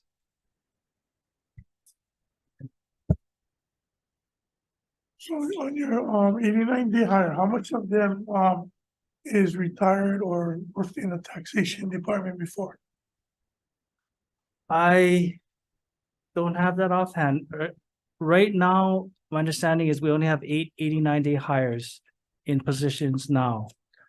I know on the neighbor islands, because of the lack of candidates, that retirees have been asked to come back on an 89-day basis. I can get that information for you. Thank you. Okay, so if you guys look at this, what we passed out. Look at this, the left side of the sheet. The 4 that don't require bachelors are cybersecurity and risk. You can it's either associates or bachelors. Then infrastructure, connectivity, management, and engineering. You can see minimum is high school associates, or it looks like some CT certificate. And then the bottom 2 are high school associates or high school associates with some certificate. So if this matches, hopefully you guys can look at what your MQs are. And if these types of jobs in those 4 categories, then we can work with community college and internships and labor. Yeah, thank you, Chair. I wasn't aware of this. We'll definitely. Well, they haven't announced it yet. They're supposed to announce it by the end of February. I see. Because we've been pushing them to do this. Oh, that's great. So about half you need bachelor's, the other half you need AA or CTE certificate. Yeah. Thanks.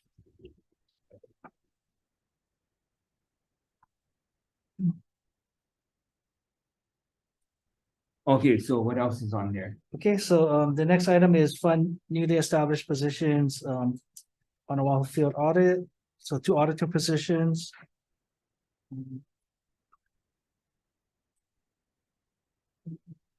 Same table 6. 150. Okay. These positions, It looks like they were established by law, by Act 217. Yeah. But for whatever reason, it didn't make it to our, we need to add it to our budget table. Okay,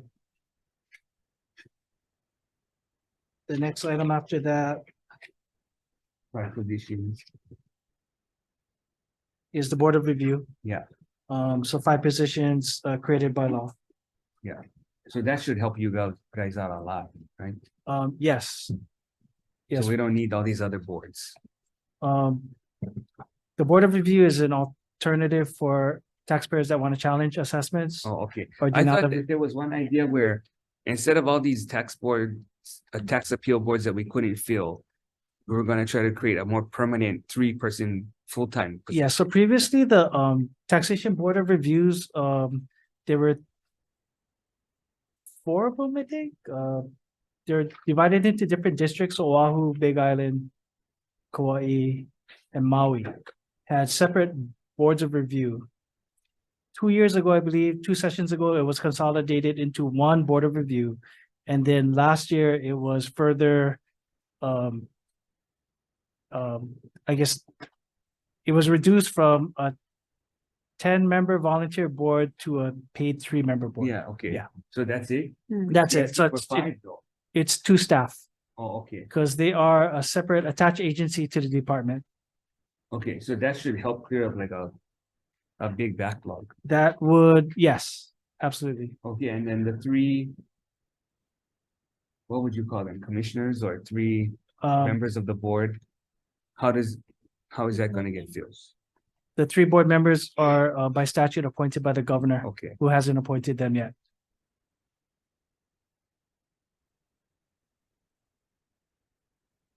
Staff positions are going to a regular recruitment. The positions, the staff, the 2. that's my understanding, yes. Okay, you better go double check. Okay, what's the, They are in active recruitment. okay, so what's the timeline on the governor appointing the 3? I can find out. My understanding is, I mean, I don't have an understanding right now, actually, but he needs to appoint them, yes. So the transition in the meantime is what? That's still the volunteer board? The Or there's volunteer board, nothing? I understand that the volunteer board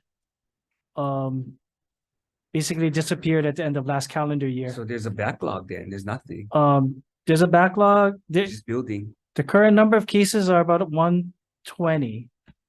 I think on average, I looked at the numbers, I think we get about 2 new board filings a month, maybe. And so, yes, it, potentially that backlog grows until we have the board in place. So, I can check with the governor's office for sure. But those filings don't get processed until you have the board seat. I have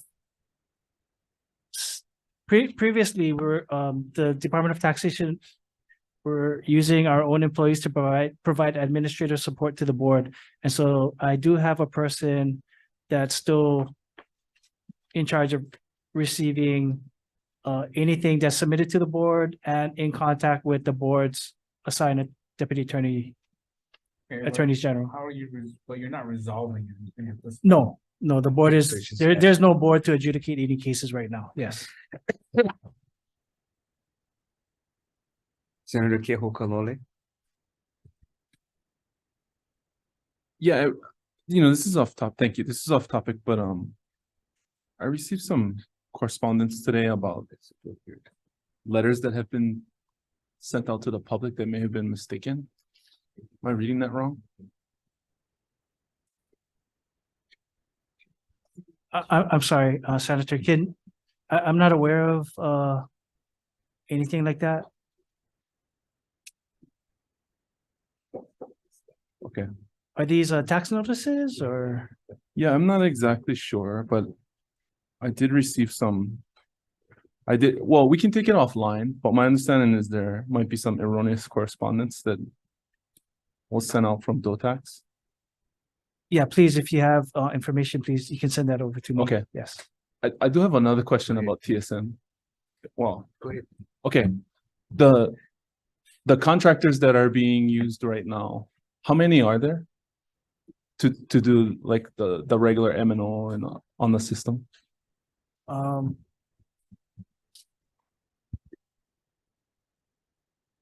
Our contract is for 6 FTE on site. They do supplement with a little additional staff to account for training and time off.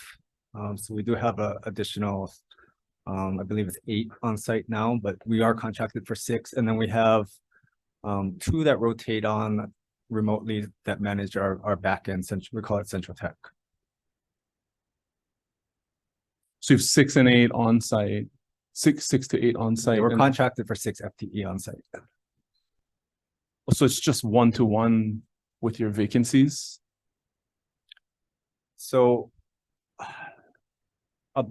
about 1-to-1 right now with current staffing levels of our on-site developers and our vendor FTE. Yes. And then what about the 2 that work remotely? So they provide 24/7 monitoring of our backend system. So That's they're- cyber, So like cybersecurity? it's not just cybersecurity, but all of our hosted systems, our servers in our data center, any nightly processing jobs that may fail. Our tax system runs 24/7, right? We take online submissions. Cloud support? Correct. Yes. Do you have performance metrics established to ensure that those 2 remote workers are working? We meet with them weekly or bi-weekly to go over, they provide reports for us and monitoring. But we do have SLAs and for our contract of our system performance, right? So what are SLAs? Service level agreement, so the amount of uptime that's required for our system. So, you know, Those establish the conditions for performance, correct. but that's all contracted work? Our data center, the hosting of our application is contracted out to FAST, yes. But you could hire those out as FTEs as well? Those, what we call central tech services, those 2, it'd be very difficult for us to hire those just because they kind of do 24/7 monitoring. They have rotations. We would have to pay overtime for or on call. Also, they can't work in the office. That's a completely remote. That is a completely remote, function. yeah. So they rotate to different sites. So it provides expertise on the back end of monitoring our systems that they rotate through other sites as well. So that's their main job is just to rotate, monitor systems. So that provides stability to our systems in case anything should go wrong with the performance. But there's no need for them to be in the office. No, they don't interact with our normal developers. Their work is just kind of maintaining the back end.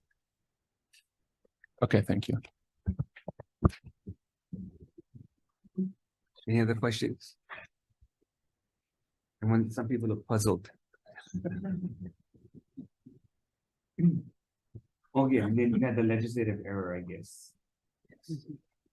yes.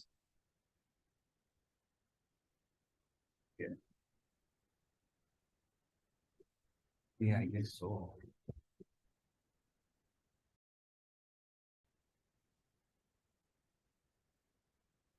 Oh, Go I'm ahead. sorry. We do have other budget requests that that are stated in our original table 6.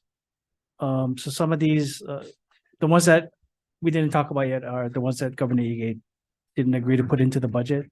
Would you like us to go over those? Because we, Okay, do you have a copy of that? the Do original. you have a copy of the new ask that you're gonna talk about right now?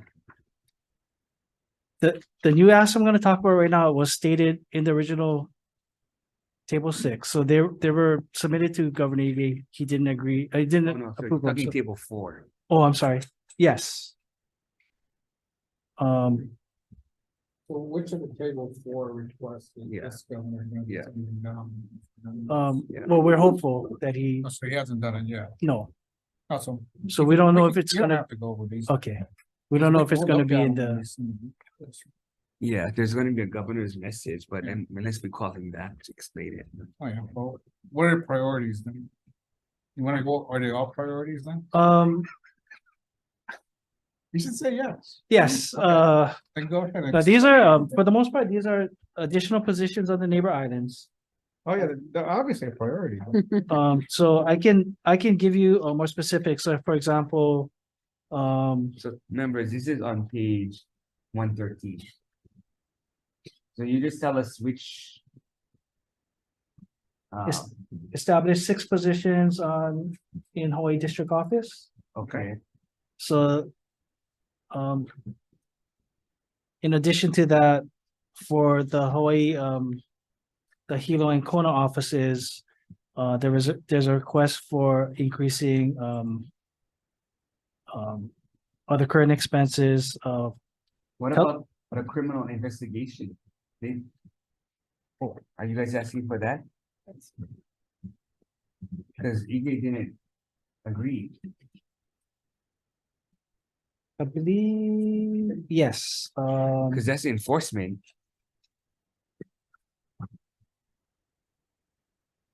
Sorry. Yes, very important. That's the one that you. Yeah. What? yeah, so the 2 management analysts, No, this is 100 tax 100, yeah, established position. 56,280 in fiscal year 24. 2 No, he's looking at criminal investigation section, 2 positions. 16. 116. Yeah. Second year. Yeah, so that's for 2 management analysts, 2 positions. Okay. In criminal, yeah, Okay. in the criminal investigation section here on Oahu, that's to 2 dedicated people to develop fraud detection filters That's for the strange that you TSM didn't agree. TSM system. Right now, we are using, I believe, currently using collectors to try to help detect fraud, but we think it's better to have 2 dedicated people working on this to do a better job. Okay, what else? So going back to Hawaii Island, if we get 6 additional positions, then we would need furniture. Do you have space? There's a telephone upgrade. We have space. We don't have enough tables, chair, Okay, computer, and that kind of stuff. okay, what about so that's all kind of lumped together. That's all lumped Okay, what about together. the Kauai one then? Kauai is 6 positions, also 2 auditors, actually 4 auditors, 1 office assistant and 1 collector. Okay, and what Maui? Maui is 4 positions. Collect, 1 collector, 1 tax clerk, and 2 office auditors. The neighbor islands are, I guess, like everywhere else, they're increasing, their population's increasing, business activity increasing. With those additional personnel, they could do a whole lot more As long compliance as you work can fill, and sometimes collection hard too. to fill neighbor island positions. Hard to fill, but Yeah. the managers are motivated. I mean, we're optimistic we can fill Okay. these. And then Oahu has the auditor, Correct. and then the taxpayer services branch, Um, 1 position.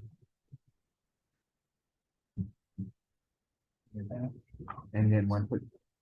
Yeah. And then you need the money for the rules office. 1 rule specialist, Okay, and then the IT, and then ITSO. What is that for? Increased spending in ITSO? Almost 500. yeah, so, that my understanding is, well, maybe I should have, Mr. Higa explain. Oh, okay. Yeah.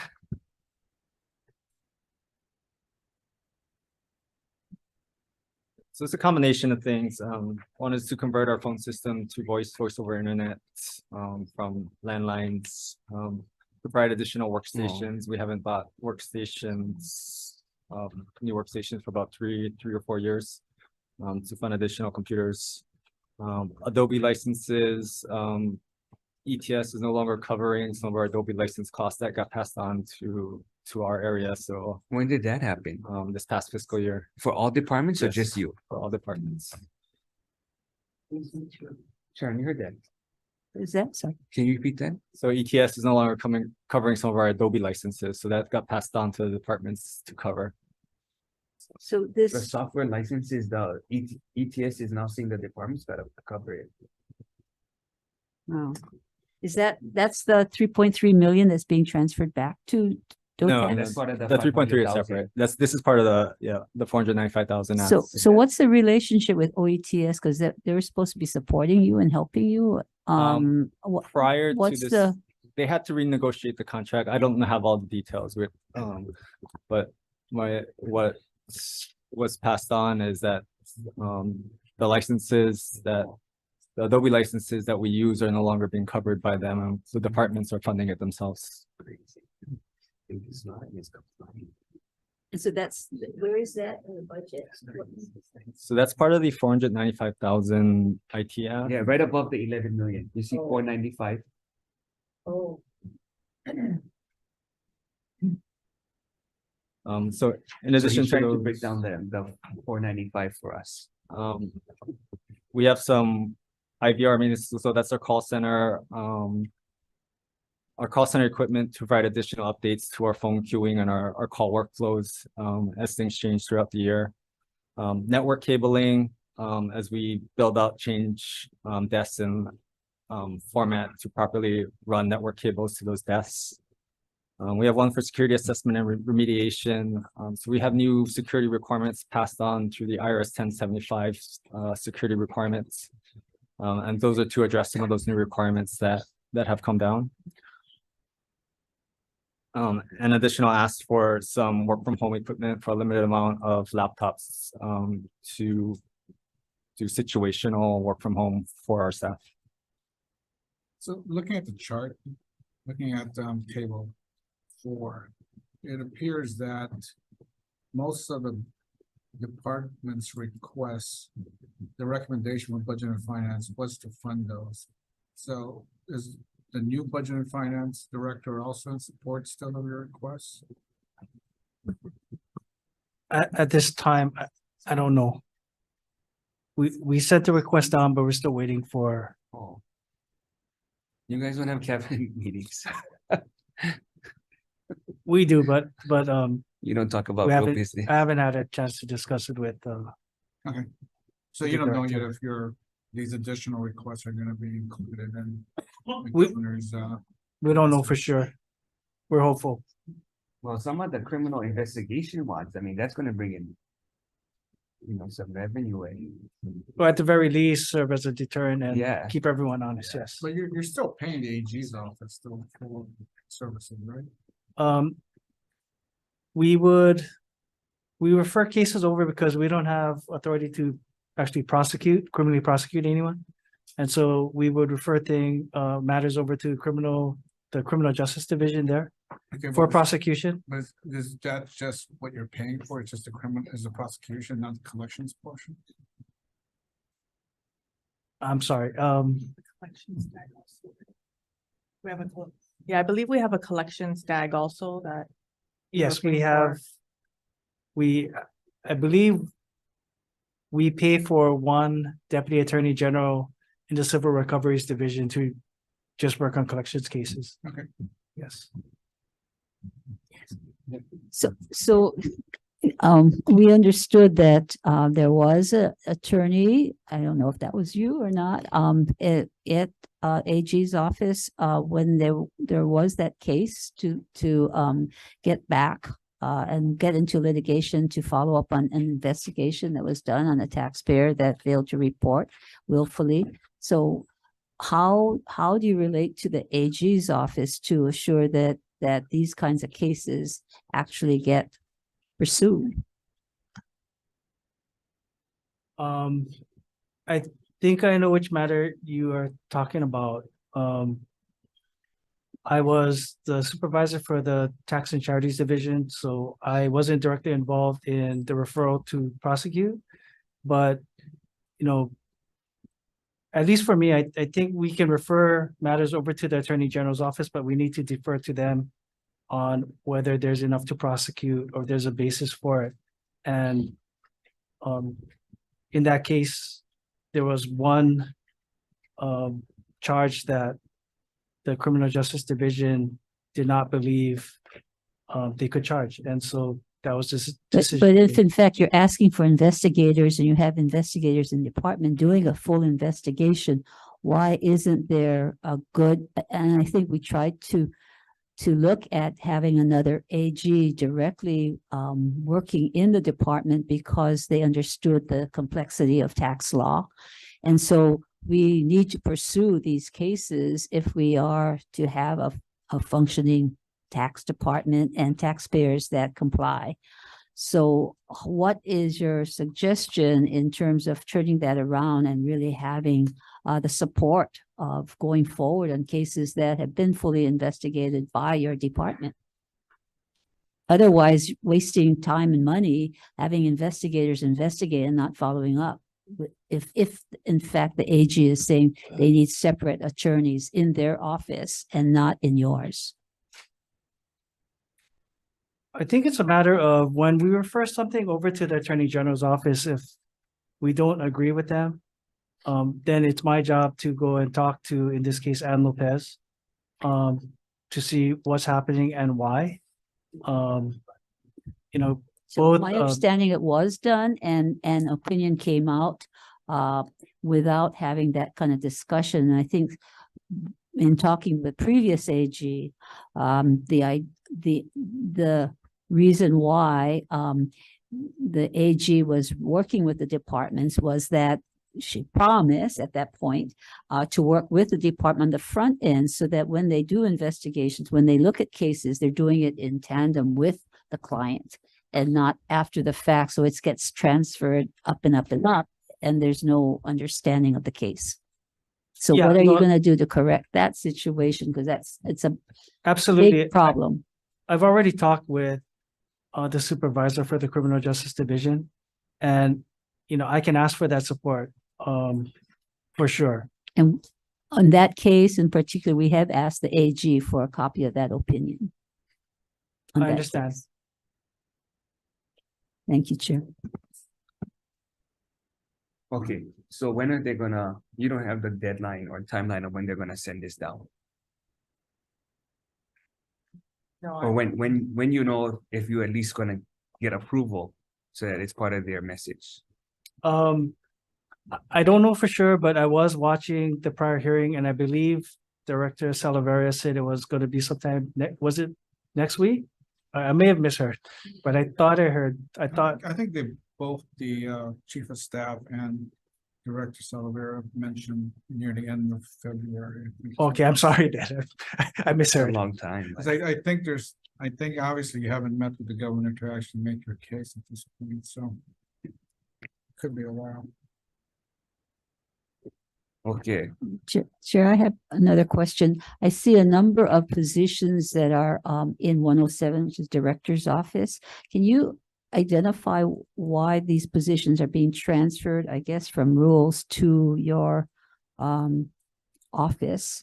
And what specifically they're doing, rules and, well, I understand rules and that division or office is supposed to be looking at legislation in that office. So I'm not sure what you're expecting these positions to do in your office. I'm sorry, Senator, which table are you looking?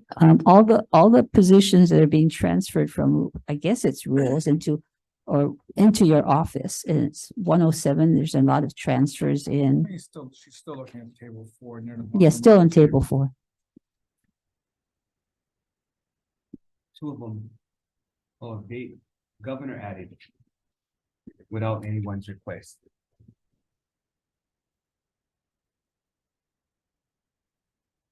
I believe, if you're looking at, 107 AA. yeah, 107A to tax 107AC. Yeah. That So you're is, taking money out of that and you're adding it to 107. 107 is your office, yeah? 107 is not only my office, but also, IT, ASO. Maybe I can have Min come up and explain that one. That's a big chunk. Mm. That's 231,000. That one, I believe it's, what happened is internal, reorganization. We transferred those three positions from, governor's office to HSO. But the funding was not transferred over, so this is like, to transfer the funding over then, to HSO. Exactly. Transfer the position, but not the funding. Yeah, we missed the funding, when we did the reorg. Oh, What are these positions to do? What's the position to do? Those under a program called System Administration, we call it the SysAd. And So what does now, that mean? It's is it IT? working with IT. So these are business IT analyst, positions? Analyst. So one business analyst, one IT. No, Oh, three. yeah, three all business analysts. Three business analysts. Yes. That work with IT. Yes. So they handle a lot of the tax law changes and they work with IT to implement those. So that's separate from IT having positions. It's under HSO. Oh. HSO has a two part. The first part is IT staff. The other part is like a management analyst section. But it's three people that does both? No, Oh, one person is management, business manage. and this two side IT. is IT, the other side is management. Yeah, so and, how many in each? IT, I believe like 30 something people, right? IT staff.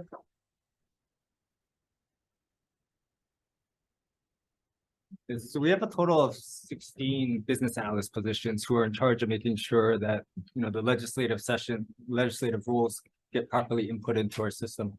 So they were split into two teams prior. Oh, okay. So we merged the two teams together as we got out of the tax system modernization project. They started to do the same tasks in analyzing some of the legislation and inputs into our system. So we reorged the two teams to put together and we put them in ITSO to be kind of one group, and they all kind of function the same way right now. But they're all in the director's office. They were in the director's office. Oh, The okay. reorg was to move out of the director's office into the IT office because they work closely with our software developers. Oh, so you're 107 AC. Yes. Okay, yes. and AA. Director of AA. Yeah. So can you maybe send to us kind of Maybe this an whole updated reorg IT? chart, Yeah, the IT and how you are organizing, because it seems that it's, They submit the All over. the documents. yeah, the org. Okay. Yeah, because some of that should, And so what is the OETS returning to you 3.3 million? So it seems very disjointed. So if you can put a whole plan together, what is your IT, the positions, where they're located? well, maybe if you go over table 18. Sharon, can you Hmm. get table 18. Which line did you just describe?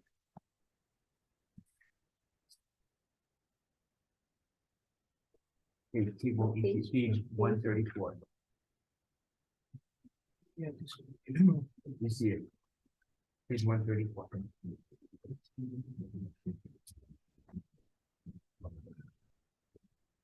Next, three.